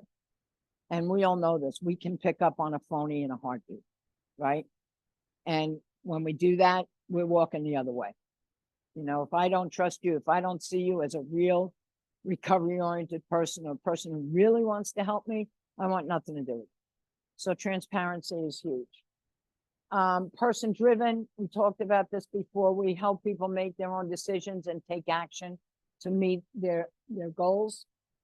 This is huge. It's that we just mentioned it, the power differential, right? So we know that the impact of our role and control is evident to that person. Remember, how many people work in hospitals? Did anybody work in hospitals? Okay, you do. Okay.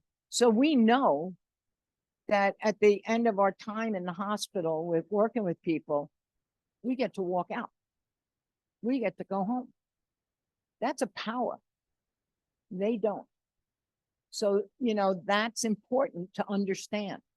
You know, I'm walking out, they're not, they can't, they're not allowed, you know. So how do we balance that with them? You know, a lot of it is, I'm leaving now, but I'm coming back. I'm coming back next week. I'm coming back tomorrow, whenever it is. One of the things we did was we made business cards for our staff and we put their picture on it. It's like real estate people do, right? And we put their picture on it so people remember what we look like and remember the promises that we made, that we are coming back. So the power differential, like I said, can be harmful as well. So the damaging power differential is sense of power over the individual.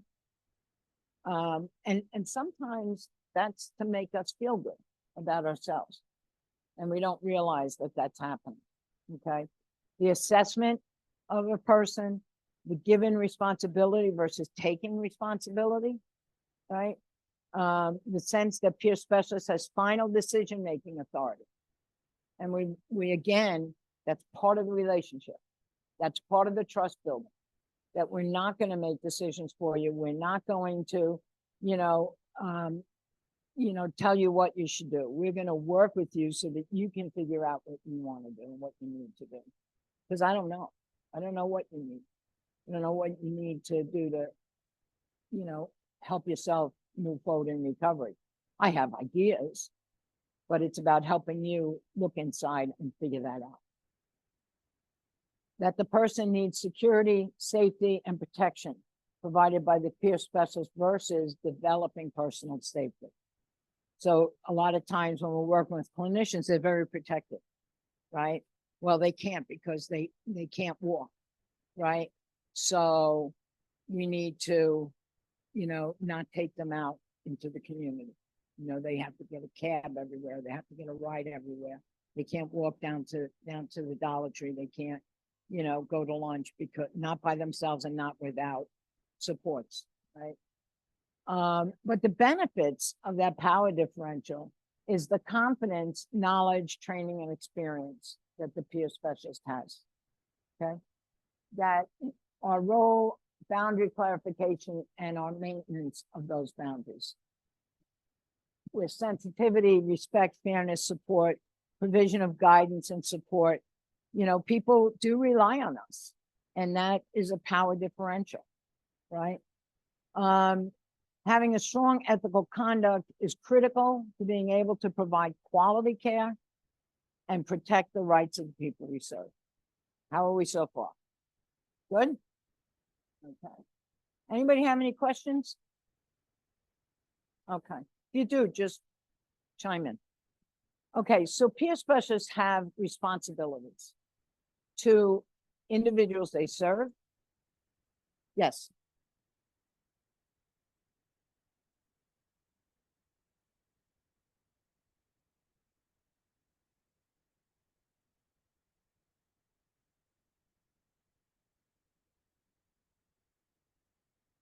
Mm-hmm.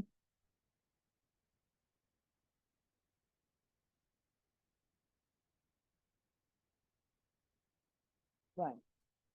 Right. Right. So we're going to talk about that a little later, but I will say this, that as much as the relationship is important to the individual we serve, it's just as important with the people, the staff that we're working with. The clinical staff, the, psychiatrists, social workers, nurses, all those kind of folks, because they need to trust us, right? They need to know that we're just not going to go in and say, come on, we can get out of here. This is what we need to do, without, their participation. That's why one of the reasons why we go into the treatment team meetings with the individual, and we'll only go in if the individual wants us to. Okay. And it's when we look at that and listen, clinicians are very used to writing up the plan and then having the individual sign it if they even show up to the meeting, right? Just think about it. If you've ever had that experience, you're walking into a room with a table of 10 people, and they're all talking at each other basically about what should happen to you. So by us getting that treatment plan, by us bringing that individual in and first working with the individual, what is it that you want? What do you want to tell this treatment plan? What do you want to ask? What do you want to, make sure they understand and give them that voice when they go in. When you do those things and, the treatment team, they're not bad people, they're just, their functionality is different than ours. How they function is different than how we function. And a lot of times, they can really appreciate the role of peers in the process. Because just like that staff person who didn't know about Gina, it's the same thing when you're at this treatment team meeting or you're talking with a social worker and the person says, well, this is what I want. They're like, oh, okay, and that's the role of the peer supporter, right? Is to really help people voice their desires and their wants and their intentions. Yeah.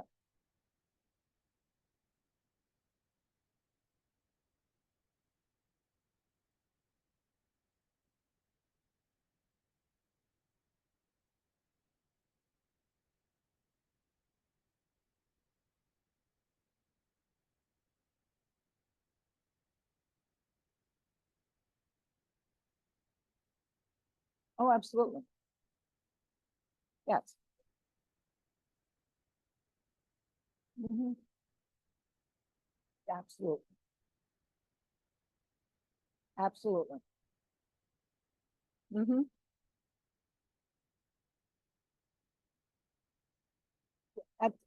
Right. Yep.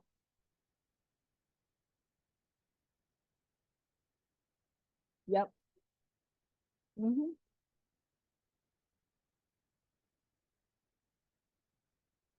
Right. Mhm. And some of that asking how to bridge it. Yes. Yeah. Yep. Right.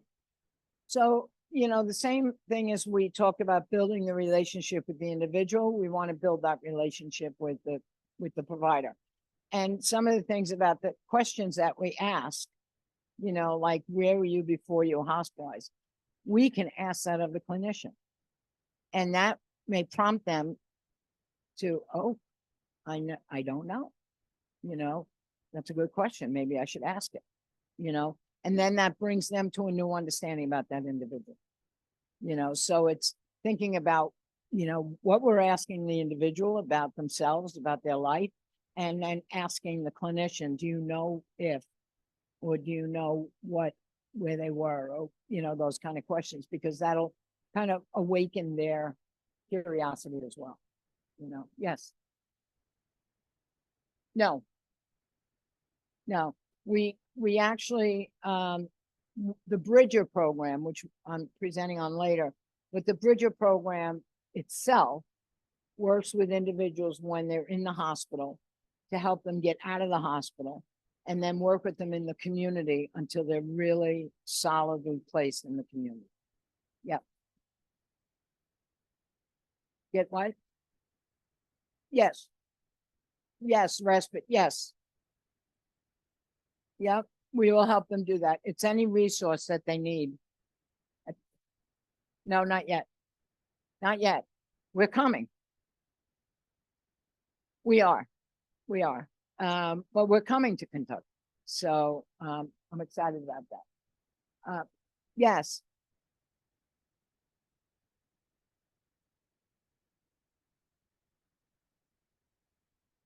Yes.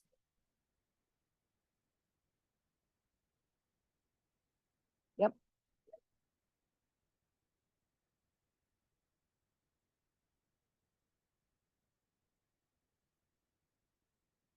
Right. Right. Yep. Right. Yes. Yeah. And we do those similar things. We'll ask to go to a social worker meeting, their monthly meeting, and understand, we need to be conscious of this too, what their life is like. They're busy as anything. They barely have time to do their own paperwork.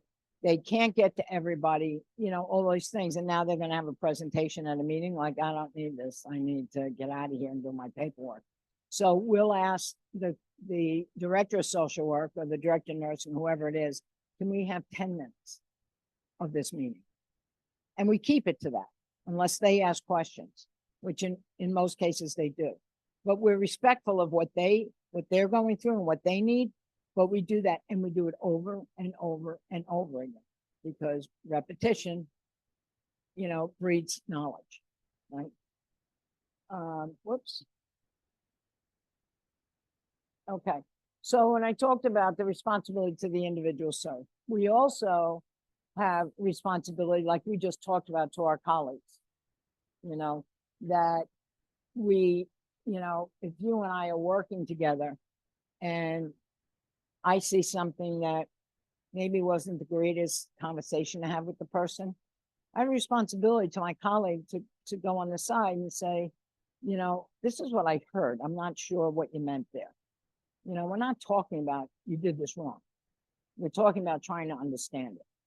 And as we try to understand that, the individual that we're talking to is trying to understand that, If someone came up to me and said, I'm not sure what you were thinking here, I'd be like, okay, what was I saying? And wasn't I clear? Or what did I do that maybe off-put that? And then we have a responsibility to our career as peer bridges, as peer specialists, as peer supporters. A bad experience with a peer supporter can ruin it for the next people coming up. And we have to, pay attention to that, because we do have that responsibility. We don't want our behavior to create a distaste for peers in the managed care, the setting, whatever it is. Granted, we're not going to be patsies and we're not going to lay down and have people roll over us, but we do have to be respectful of that and understand that how I do it is going to make a difference. Okay.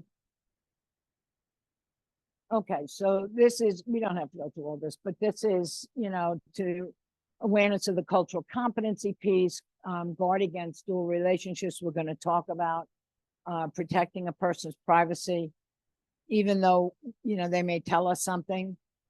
It's not up to us to tell the staff that, not unless that person asks us to, or we support that person, or they ask us to support them to do that. Maintaining the boundaries, assuring, a person's right to self-determination. We avoid unwelcome and inappropriate physical contact. We ensure continuity of service. We follow through. We're discretionary about resources, allotment and appropriateness of time, be equitable among persons. And what we mean here is that, when we're with someone and they're not really talking or they're not really engaged in a conversation, we don't just up and leave. We sit with them for a while. We talk about other, things that are just in the world or just, outside, or, see you like to color, or, whatever the situation is. Or you're keeping such a nice house and, talking about something different to help them open up. But then we're not going to spend hours if they're not, we're not going to sit there and keep trying to pull stuff out. They will when they're ready, but we're not just going to get up and leave either, because that's more of an abandonment thing. Right? And we exit the services using appropriate guidelines. And really the guideline is when the person thinks they're ready. They're saying, look, Ellen, I got this. I feel good about where I am. And one of the things we do with all of our peer supporters is that, listen, when someone wants to exit the service, it's really important to let them know you can call me anytime. You can reach out to me. I'll take your call. It's not like a clinic. Well, we're done. We're, take good care of yourself. We'll see you. It's not like we feel like we can call back because then we'd need an appointment. We're not looking for an appointment. We just need a minute to talk with somebody. I'll give you a quick example that one of our bridges was working with someone in the community, and she had exited the services, and the woman, like months later, called her and said she needed to help going shopping. And Ruth, who was the peer bridge at the time, thought that was odd because she never needed that before. And she also sensed kind of a slurring in her speech. So Ruth went right over. And, when she got there, she saw a drooping of the face. She saw, the unsteadiness. And she was like, you need to go to the hospital, and certainly she had a stroke. And, if she hadn't had the opportunity or the welcome to call, that woman would not have survived, as per the doctors. So we do save lives, both emotionally, physically, spiritually, Okay, so again, we respect the rights and dignity of people. We don't work with people while we're under the influence. Okay, we have to be careful of that. And that means too, maybe some of our prescribed medication. We may have a medication that makes us drowsy, that makes us woozy. Well, we want to make sure we're not taking that on the morning that we're working. You know, that's something that we may want to think about taking in the evening, right? So we want to be careful about that. Only provide the services and the supports within the hours and the days, you know, you're scheduled to do that. And again, it's a balance between that call and Ruth taking that call and going over, but it was within the scope of the hours and things like that. It's when we get to the point, and this is a boundary issue, right? When people call us constantly on the weekends, in the evenings, you know, and they just want to chat or, you know, those kind of things, then we need to really work with them, because what we know is that they don't have resources for them to work that out with. So we need to find out, are there groups? Is there a church you can go to and volunteer and develop relationships and all those kind of things? So, you know, but because we can't be everything to people, because that's not healthy for us either, right? Let's see. In no way practice, condone, facilitate, or collaborate in any form of discrimination on the basis of race, color, sex, sexual orientation, gender expression, age, religion, national origin, anything. Okay? We don't, you know, discriminate. You know, it's just not. If we feel that we can't work with a person for whatever reason, then we need to be responsible in owning that and figuring that out for ourselves. But for that individual, they may need a different person to work. And then we need to work on that for ourselves, right?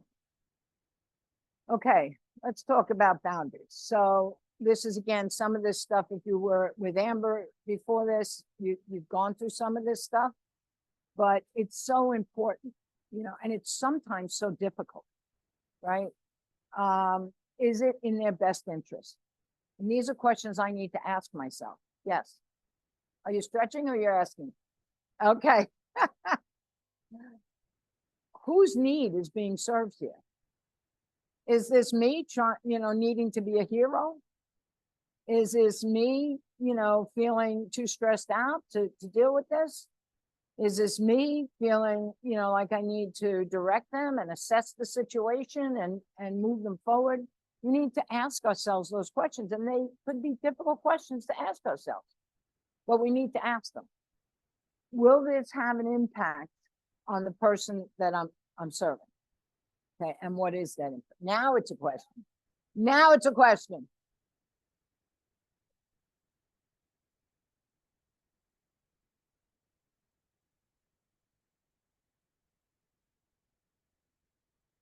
Right. Okay. Yeah.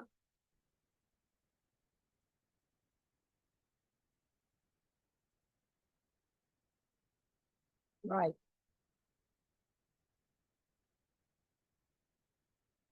Right. Right. Right.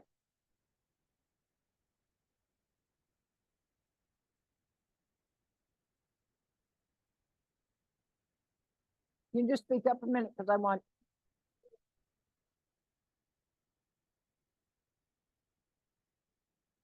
I'm sorry. You're working with the homeless? Yes. Right.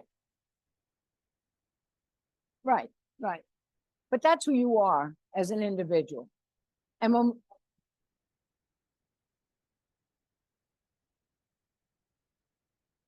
Right. Right. Well, look, you know, this is balance, right? It's all about balance. So when I know a friend of mine who keeps little Ziploc bags of a $5 bill, a wet washcloth, a pair of socks, and whatever. And when they see a homeless individual, they give it to them, you know, and they may have a conversation with them, but it's about us being human beings. You know, what we're talking about is, like you said, anytime, whatever, it doesn't matter, you know, but it's about how do we take care of ourselves then. And I know people in, you know, substance use arenas like myself, we learn to be available to each other, you know, and that's part of your recovery. right? That's not part of your role as a paid employee. That's part of who you are and part of your recovery. Does that make sense? Again, everything is balance, you know, and this is a whole world that we have to balance everything in, right? And that's why we have supervision too, so that we can get help with balancing things. And again, well, I just said that. So should I make note of my concerns or consult with the supervisor? Right. So more examination, right? How, these are questions again to ask yourselves. How would this be viewed by the individual's family or significant other? Okay. So for instance, if you say, I really like this person, I want to go to the movies with them. You know, then I say, what would people think? What would the families think? What does the individual think? Is this, they're thinking this is now a relationship? Are we on a date? Are we, you know, those kind of things? So, and again, it's about the perception for the person that we're working with. How would I feel telling a colleague about it? You know, does this person mean something special to me? You know, and those are things that when you think about that and you say, yeah, I really like this person. If they weren't on my roster, if they weren't on my caseload, I'd want them as my best friend, or I'd want to date them, you know. Then you need to talk to your colleagues and your supervisor. Is your perception being skewed in how you work with the individual? And no, even if you stop working with the individual, doesn't mean then you could pick up that relationship. There's got to be a time frame. Because the other thing is too, look, in our recovery, like I know boundaries were like, forget it when I was in recovery. There were no boundaries. You know, I did what I want to do. I incorporated people I wanted to incorporate. It didn't matter. I didn't have those boundaries. So now creating the boundaries, I have to realize that sometimes I needed to realize, which I didn't. I had a therapist that invited me to lunch on the weekend. And I was like, oh, I'm cool. They want to have lunch with me, you know? So I went. And, you know, later on, it didn't feel right. Like that was just a weird thing to be doing with a therapist, right? So what she did was wrong, right? She crossed the boundary and it impacted me, right? Because then I thought, you know, that, oh, she's in love with me and this and that. Now I went all over the place with that thing, you know. So the committee really started going. So, you know, but then it was, you know, there were other boundaries crossed and things like that. And I started to feel like, is it me? You know, do I welcome this? What is going on? You know, but there are people out there that I guess I'm a likable person, you know, but doesn't mean that they have a right to cross that boundary, right? The other question is, and well, we'll get to that. So am I taking advantage of this person? You know, and that's a tough question to ask yourself. And it really is not a quick answer. You know, you have to think about this. What is it about the choice I'm about to make or the choice I'm making? Is it in the best interest of that person, or am I taking advantage of, you know, maybe I'm lonely. You know, maybe I don't have friends. Maybe all I have is work. You know, am I taking advantage of the people I serve because I'm lonely? So I'm going to go out to the movies with them, right? So those are kind of tough questions to ask. Does this action benefit me rather than the individual? Am I comfortable documenting this? Okay. So I don't know how you guys feel. If I was lonely and whatever the reason was, but I decided to take the individual out and hang out with them and, you know, do all kinds of things. Is that something I'm comfortable in writing in their note? No. Some say yes, some say no, but it's something that you need to ask yourself. Okay. Does this contravene regulations, written standards of professional conduct? This is when we have to go back. It's one thing to sign those codes of ethics. It's another thing to live by them. right? Does that make sense? Sometimes we have to revisit them. That's the button. Okay.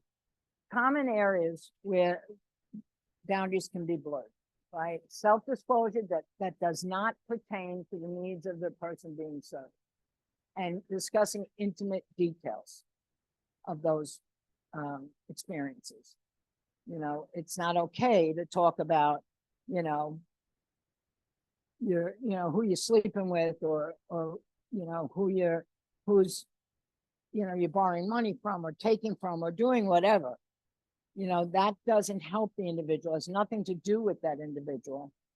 You know, even if somebody talks about their intimate partners, that's not your role. You don't go there. Okay. And again, think about our own experience, right? If someone was talking to you about that, a provider, whether it's a peer or other provider, it's crossing the boundary, but what does that do to me then? That then I'm thinking about that person being intimate instead of working and focusing on my own recovery. Does that make sense?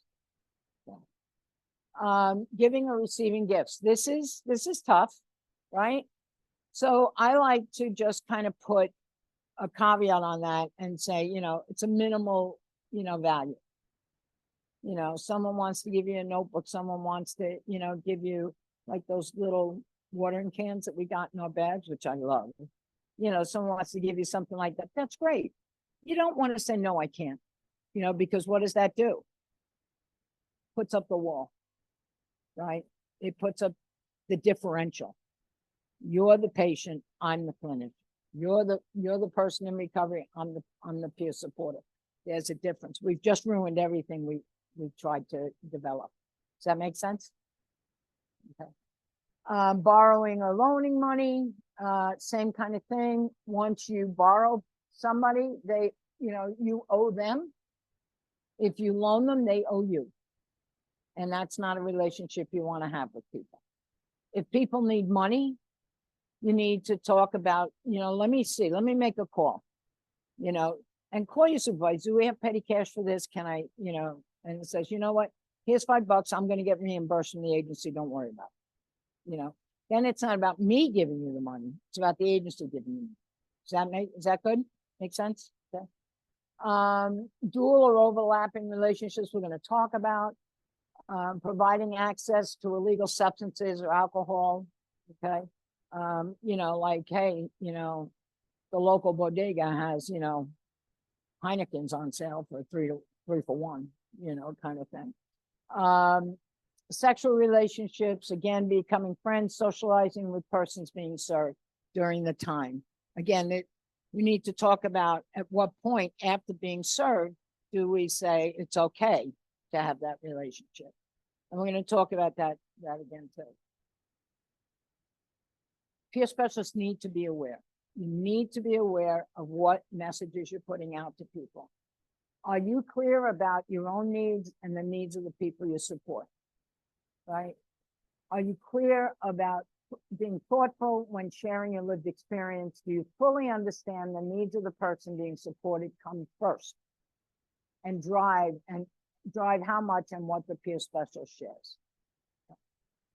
Okay, some signs that the boundaries issues may appear. So the peer specialist talks about their own problems or revealing excessive personal information to the person being served. During the visit, the peer specialist and the person supported refer to each other as best friends. Okay, again, you have to have a difference in the role.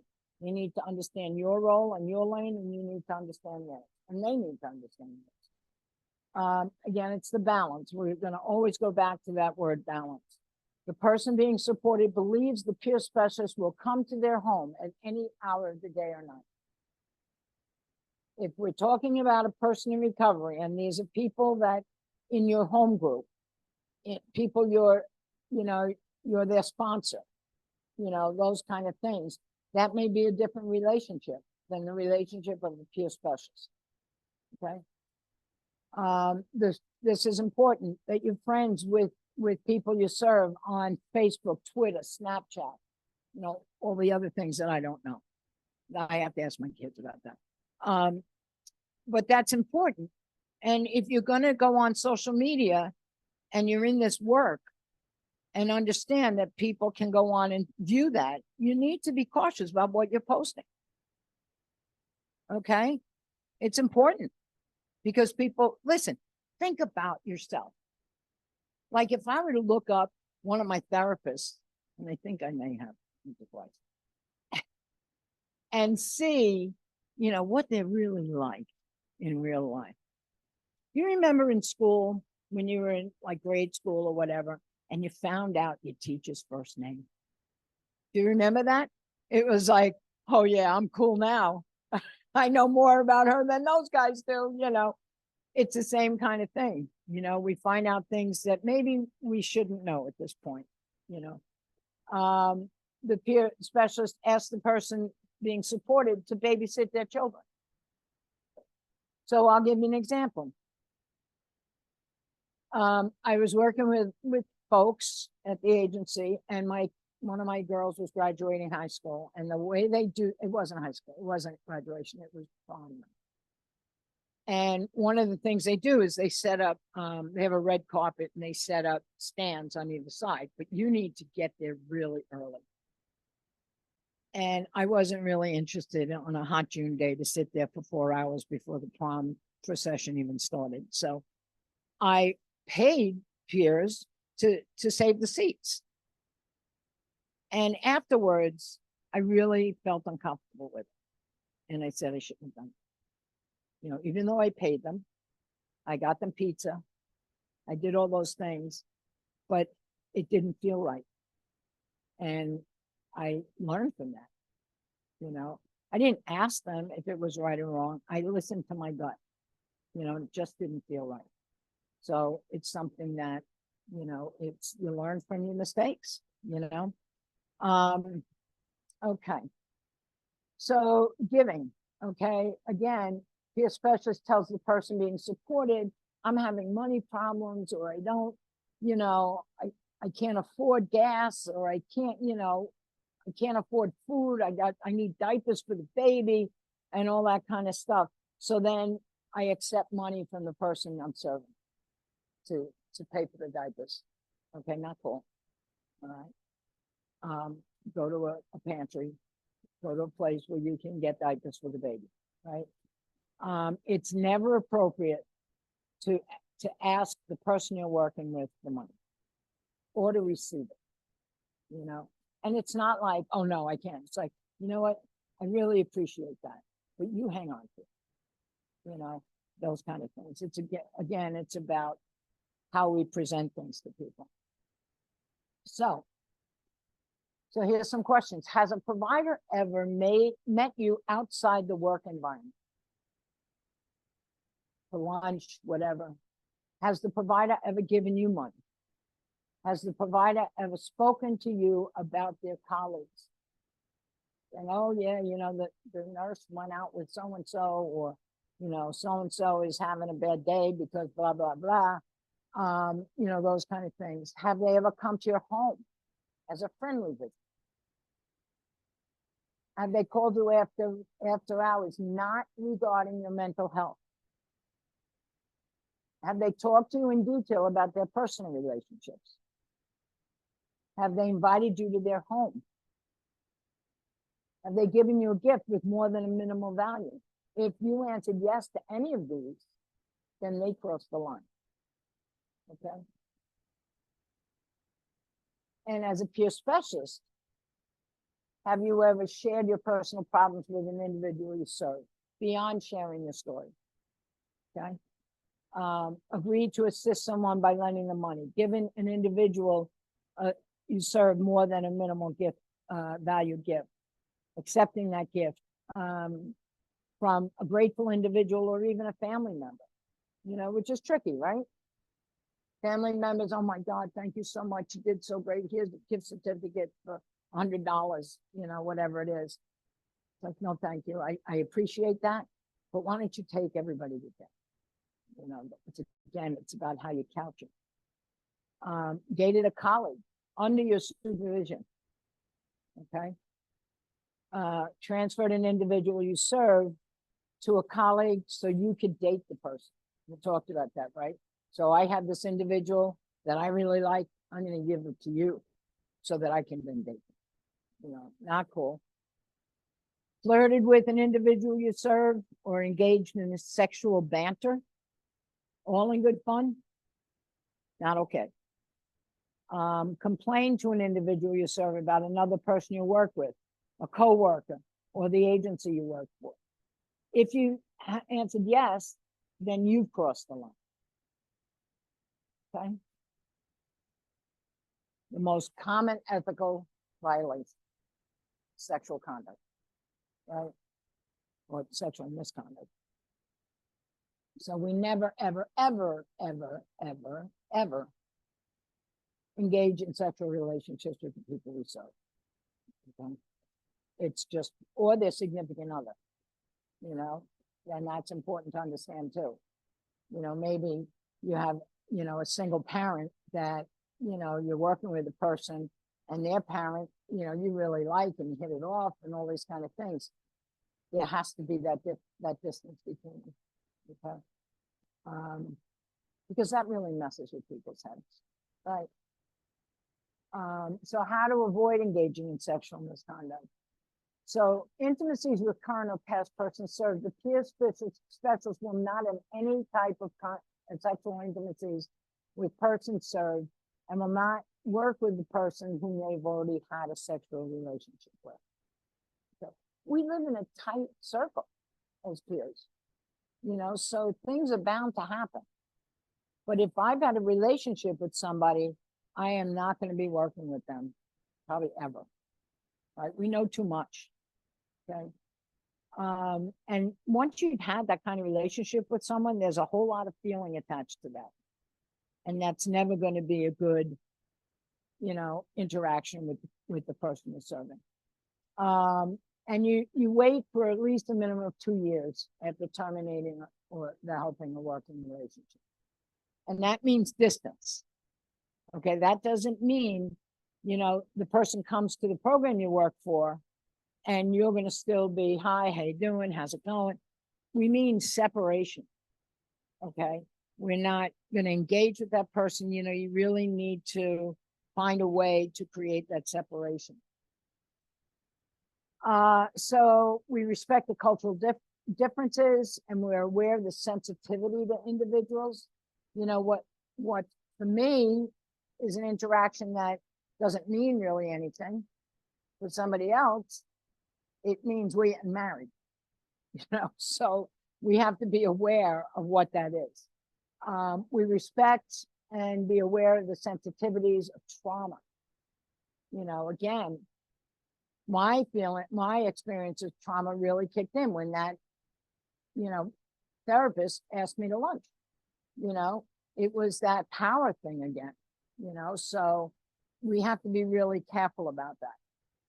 Not to use gestures, tone of voice, expressions, or any other behaviors which could be interpreted as seductive, sexually demeaning, or sexually abusive. Okay. We don't make sexualized comments about a person's body or clothing. You know, it's like, wow, I like that low-cut shirt, you know. Yeah. That's a problem. Okay. We don't make sexualized or sexually demeaning comments to a person you support. Okay. We don't criticize or judge a person's sexual preferences. We don't ask details of the sexual history or sexual likes or dislikes. Okay. And we don't request a date with the person. Okay. Is this all good? We're good? Okay. Okay. So here's some guidelines to prevent boundary issues. So don't engage in inappropriate affectionate behavior, you know, with a person such as excessive or long duration of hugs or kissing. So again, it's a cultural difference. So when I came in here, you know, David was like, hey, you know, and a big hug. You know, I watched everybody's hugging and all this kind of stuff. And I'm like, wow, that's different from what we're accustomed to. Not that I don't do that with my family. Not that I don't do that with my friends. But, you know, we're taught in a way to not do that because we don't, what we've learned to do is ask, is it okay if I hug you? You know, and that really respects somebody's trauma history, you know, so, and there are ways, and remember that if you have your own trauma, what's that like if somebody's coming at you for a hug, you know? And we're gonna look at some of that in a minute. Do offer appropriate support and contact when warranted. So, you know, a slap on the back, a quick hug, you know, those kind of things. Don't talk about your own sexual preferences. Learn to detect and deflect seductive individuals and to control the service set. You know, it's okay because we do have some folks that, you know, really cross those boundaries in every aspect. You know, and it's up to us. We detect and we are aware that this is an inappropriate way of interacting with people. How am I going to not only put some constraints about that while we're providing service, but how do I help them learn about that, right? So it's about saying, you know what, I'm not really interested or not, I don't want to hug you right now, but we need to talk about, you know, how you respect other people's space and teach them.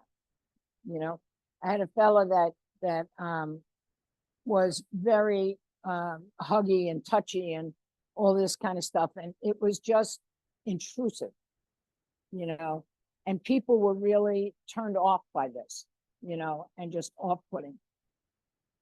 And as much as we talked to him about it, he just couldn't get it, you know. So I asked him if he'd try an experiment. And I got a hula hoop and some suspenders. And we hooked the hula hoop to the suspenders. And he walked around for a day, and this was his circle, exactly, to help him really understand what that circle was, right? And it really was very helpful. And some days he asked for the hula hoop. He said, you know, I just feel like I want to be really close to people. Can I use the hula hoop? Sure, use the hula hoop.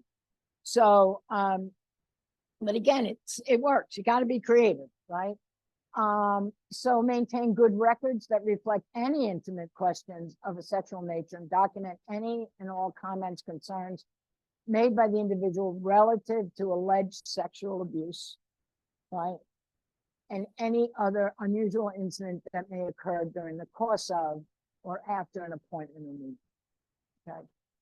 Document is everything. And again, what we said before, if you're uncomfortable documenting something that you did or what happened in a meeting, you need to really think about this and why you're uncomfortable documenting. Okay, a note about sexual harassment, right? We all know what sexual harassment is, right? It's when people make comments or touch or anything that makes us feel uncomfortable. And we have to do the same thing with the people we serve, right?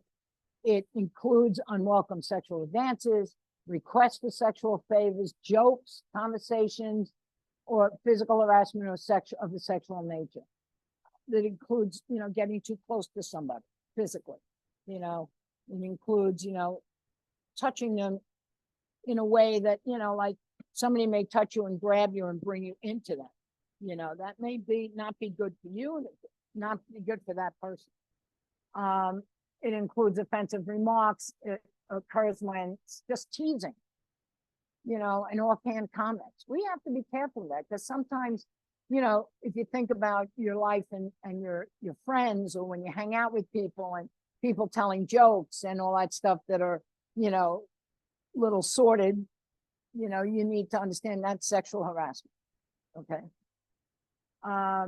Both the victim and the harasser can be of any gender.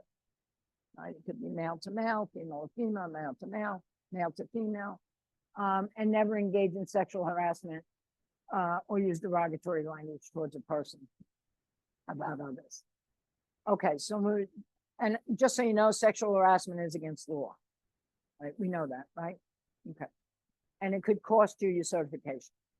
So there are repercussions to this kind of behavior. So diverting a hug, right? So someone's coming towards you with open arms. There, you know, there's there's some ways to divert a hug. Some hug diversions can include, you know, such as a high five or a handshake. This is, you know, when a hugger comes to you, and this is what I learned with Antoine, you know, and it's like, hey, Antoine, high five, you know, kind of thing. Or, you know, if I see him coming out, you know, coming towards me, and you know he's coming, you know, here he comes. You can know he's coming from across the room. Ellen, you know, kind of thing. And it's like, you know, Antoine, you know, and shake his hand and pat his back and those kind of things, you know. And meet them sideways, like, you know, just kind of go on the side and pat their back. Something like this. So someone's coming at you, you high five, or you grab their hands. And you know, when you shake hands, sometimes you use two hands because it's more, you know, impressive. It's more, it lets them know that you're really there for them, you know. So you hug their hands, you know, if you will. Okay. Dual relationships. Okay, so some of us have experienced this. Some of us then know what the problems are with this. But a dual relationship is when the peer specialist and the person served know each other in a personal context from another setting. So, perfect example. You know, running this agency, I walk into the great room, and there is the daughter of friends of ours, which it certainly didn't expect, you know, but it was, okay, so now I know her, and I know everything she's been through. I know everything she's been through. I know her parents well, you know, they're friends of ours, and it's like, okay, what am I doing here? I can't just turn around and walk out. She saw me, you know, it's not like I can avoid that. So I go up to her and I say, hey, Annie, how you doing? You know, I hope everything's okay. I'll talk to you another time. So I don't ignore her, but I do certainly put some parameters. Okay. And then I make sure that I stay a distance. Now, since I was the executive director, it was easier to keep a distance because I wasn't looking at her record. I wasn't looking at the notes. I wasn't writing the notes because that would be a problem, right? It's hard to then really decipher, you know, what am I doing here, you know, and that kind of thing. Because then we think about, if I write this about Annie, then that could cause her to get more medication. I don't want her to have to do that, you know. And then that whole note is being driven by, you know, other information that you shouldn't have had to begin with, right?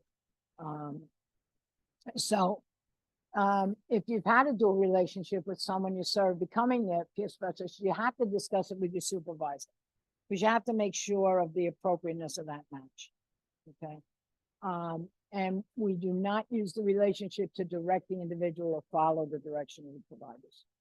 I'm saying, hey, Annie, you know, they want you to have ECT. You know, you really should, you know, that kind of thing.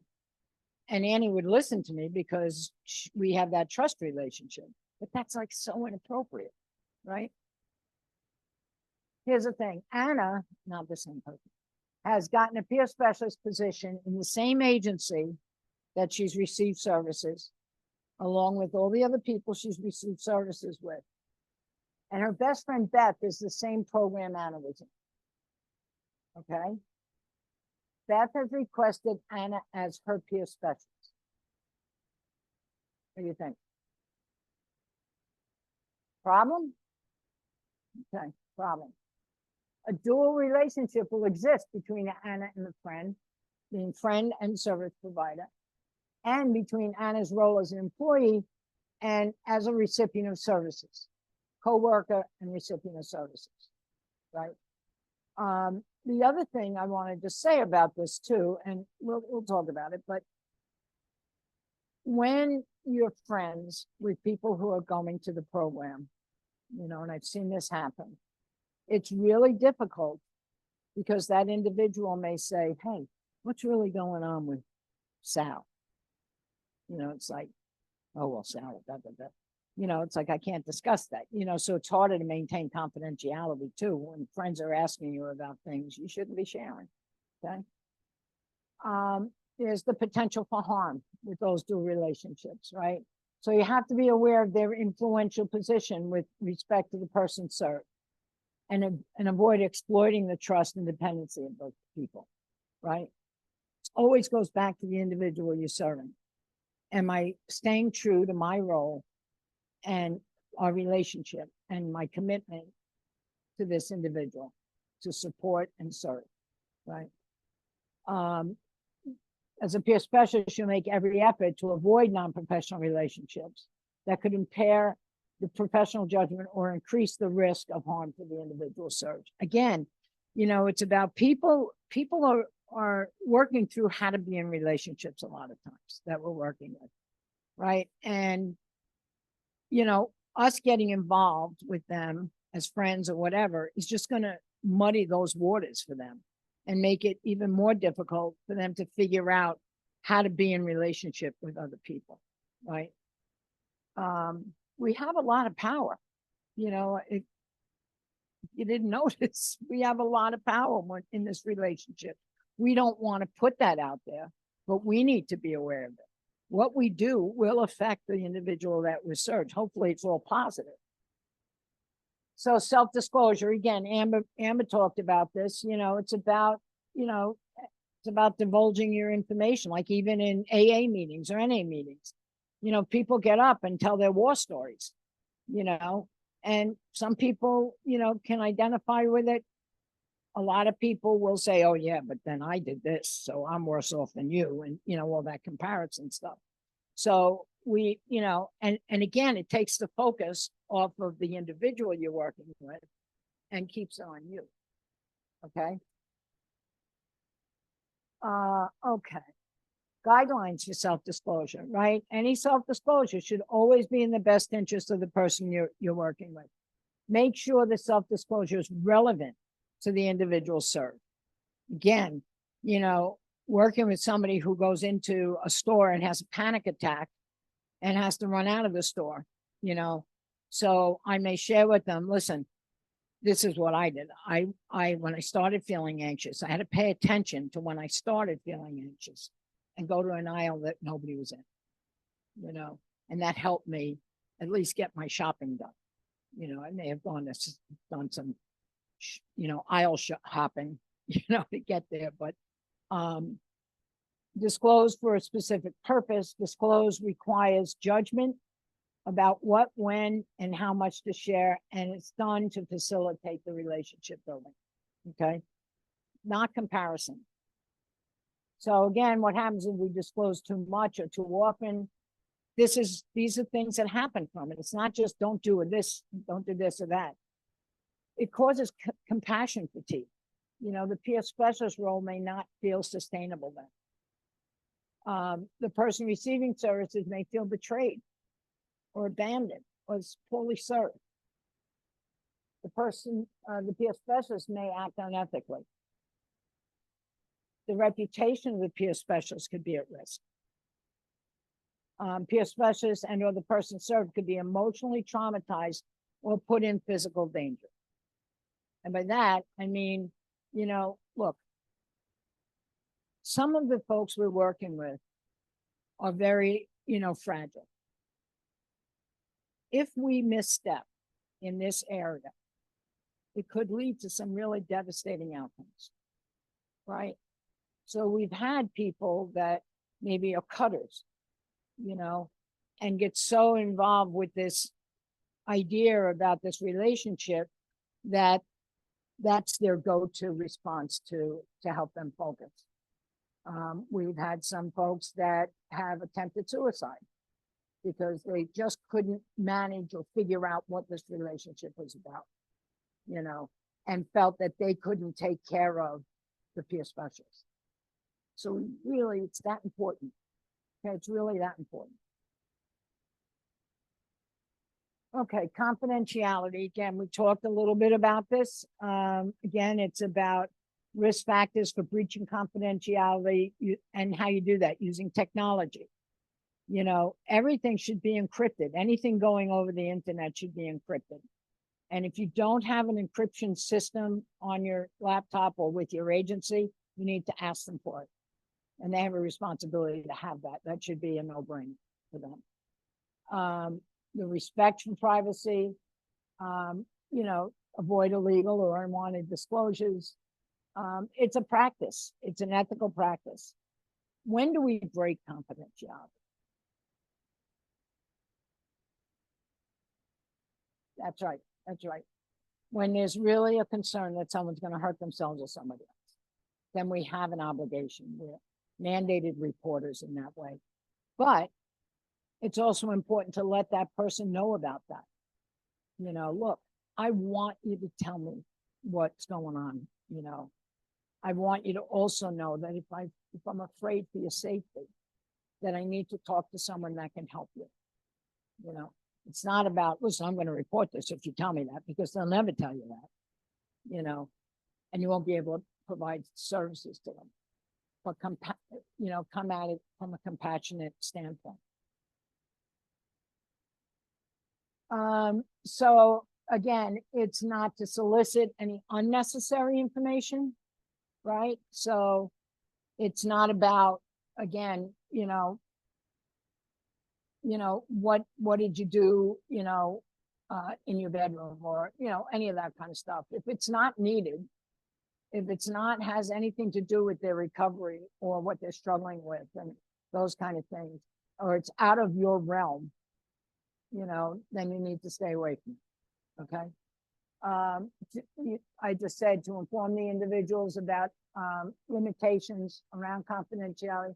Records cannot be shared with outside the agency or its funder unless the release of information has been provided. And again, it's about don't go home with records. Even if you feel like, listen, I'm working at home. You cannot leave that agency with those records. If you're driving and you have an accident, those records go all over the place. Then what? Okay. And listen, on records, people's social security is on there, their identification is on there, their address is on there, you know, so even if you got home with it safely, it's about who else is going to be looking at that. Even if it's your significant other, oh, let me look, let me see. You need to be able to say, no, this is private. This is confidential. I can't let you see this record, right?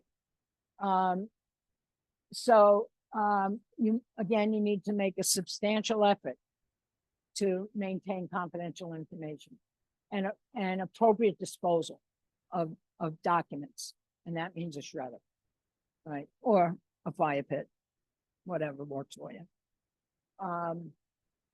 Okay. Again, confidentiality goes to HIPAA. You're familiar with HIPAA, right? It's a federal law that, you know, you have to maintain confidentiality. This is a grounds for termination that the agency should be standing by, right?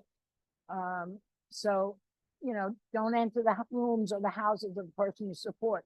This is a thing. If we're working with somebody who's in an apartment program or in a community residence program, that doesn't give us the right to walk in and open their bedroom door. You know, it's privacy on several levels, okay? Don't mention the names of the people you're serving in an elevator, right? And you're talking to somebody. Oh, yeah, you mean John Brown? Oh, God, yeah, you know, those kind of things. Especially because we live in this tight, you know, community, people will know other people, you know, so you've got to be really careful. Think of yourself. Would it be okay if someone mentioned your name in an elevator and talked about your issues? Okay. If it's not okay for you, it's not okay for anybody else. Don't show people where you live. Oh yeah, that's my house. You know, keep going. And again, it's not just confidentiality. Again, it's about, so this person is living in a shelter or a community residence or any of those kind of places, and you roll by your house. First of all, it's your house, right? Which kind of has a connotation of a whole nother thing. Wow. You know, no matter what your house is, it's your house. People we're working with may not have a house. They may be lucky to have a home, you know, and a place to go. But it puts, again, that other boundary, that other space between you. Let's see. never go through the mail of the person you're working with, report an employee who you think may have breached confidential, personal health information. And as uncomfortable as that is, again, it's the role of the supervisor to determine what to do with it. That's why you go to the supervisor. You put it in their hands. You can walk away with a clean conscience. You put it out there. It's up to them what they're going to do with it. Make sense? That's your safety net. Okay. Again, the responsibility of colleagues, it's an interdisciplinary collaboration. Again, you asked before about how do you bridge that gap between the provider and the peer and making, a working relationship. This is it, respect, confidentiality, referral for services facilitating transfer. You're a professional, don't engage in sexual intimacies with your colleagues, especially on equal status. Boundaries of competence. Okay. It's about your lane again. Your competence, if you're working with someone who's talking to you about medication and the dosage and the type of medication, that's not your lane. You don't have competence in that area. You can't engage in that. What you can do is direct them to the person or persons who can. All right. Again, we may think who we are and we know everything, especially about that medication, because I take it. Oh, I take that medication. Yeah, you can go up to 600 milligrams. Don't worry about it. Oh, yeah, you can drop down. You can stop taking it. Don't worry about it. It's about, listen, you got to talk to your psychiatrist about that. You got to talk to your prescriber about that. I don't know how it's going to affect you, and you may have to go through a process of slowly decreasing, but talk to your prescriber about that, and again, it's about how to do that, helping people how to do that. You want to help people say, look, I want to come off this medication. I don't like it. I don't like how it makes me feel, whatever. How are you going to help me do that? Okay. Not asking permission. How do you help me do that? Because that conveys to that prescriber, I'm going to do it. I need your help to do it. If you're not going to do it, I'll go somewhere else to do it. Or it couldn't translate to the prescriber, they're going to do it anyway. Maybe they're going to do it in a dangerous way. So an impairment, it's, you can't render services if you're impaired in any way. And that means physical, that means emotional. If you're somewhere else, if, you've had a fight with your family member and you're really upset about it, that may affect how you deal with somebody. So again, you've got to listen, being a peer specialist is somewhat easy, but it's really hard, and as a profession, we really need to make sure that we stay true to this stuff. Okay.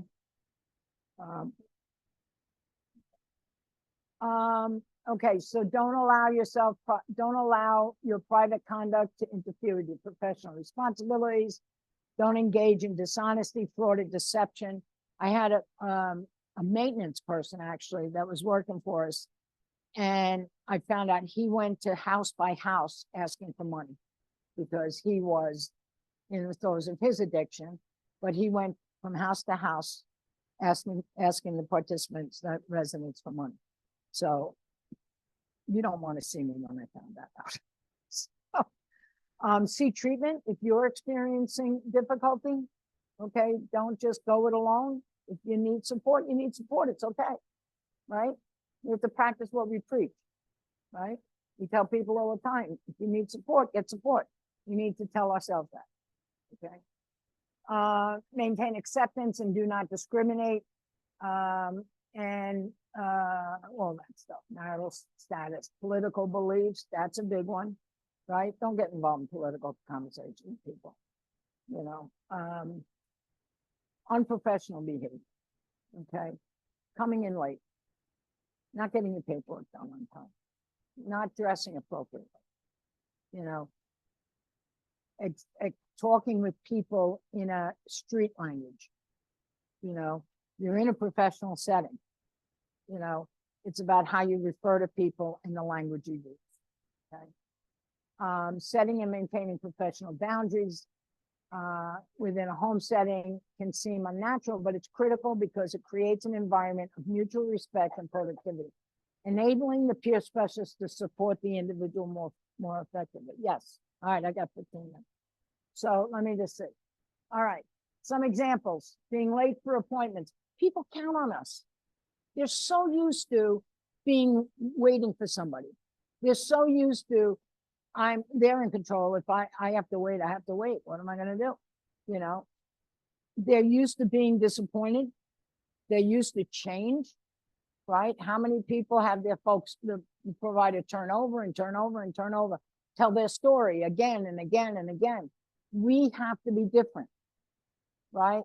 We have to be there for the person. I always tell staff, if you're not 5 minutes early, you're late, right? So that's an important thing.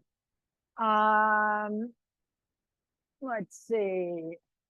Arriving at the appointment under the influence, negatively about other peer specialists, disclosing information, setting boundaries. Okay. Setting boundaries isn't easy. Okay. But we need to do it. If you find yourself in a situation that you're uncomfortable with, or you sense that the person you're working with is uncomfortable with it, talk to your supervisor. Okay. And listen, if you don't feel that you can talk to your supervisor, you need to think about a person on your team that you respect, that you trust, and that you feel can provide you with some, guidance. And if that doesn't work, then you really need to talk to your supervisor in a way that says, look, I understand you may not get this. Is there somebody I can talk to that does? And be okay with doing that. Okay. Okay. Signs of a healthy boundary. I've got cards for you all to look at. I asked you earlier, what values do you hold yourself to? And identify your personal ethics. So really quick, anybody do that? Okay. You did. Tell me.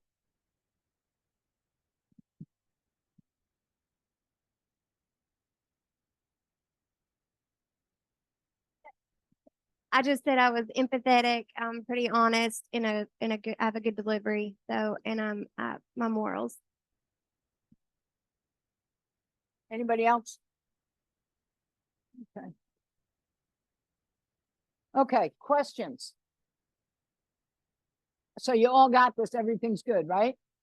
We're all good. We're going to walk out of here with our boundaries and our ethics, and we're good. All right. If you have questions, who are you going to talk to? Okay. All right. So there is a survey that I have that I'd really, really appreciate if you guys would complete for me. You're being handed some cards that hopefully you'll post and help you remember and help you, think about healthy boundaries. They're both the same. They're just a different. Yeah, they are the same, just a different, format. I was playing around on the computer and just, So, so thank you very much. I appreciate your participation and your being here. And I hope what you learned was helpful. So if you have any questions, my number, I think, is on the card. So feel free to email me. I'm always open to talking with peer specialists. Thank you.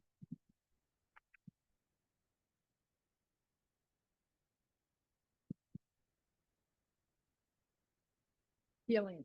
Good. Thank you, Ellen Hillian. There's surveys coming around. Hang on.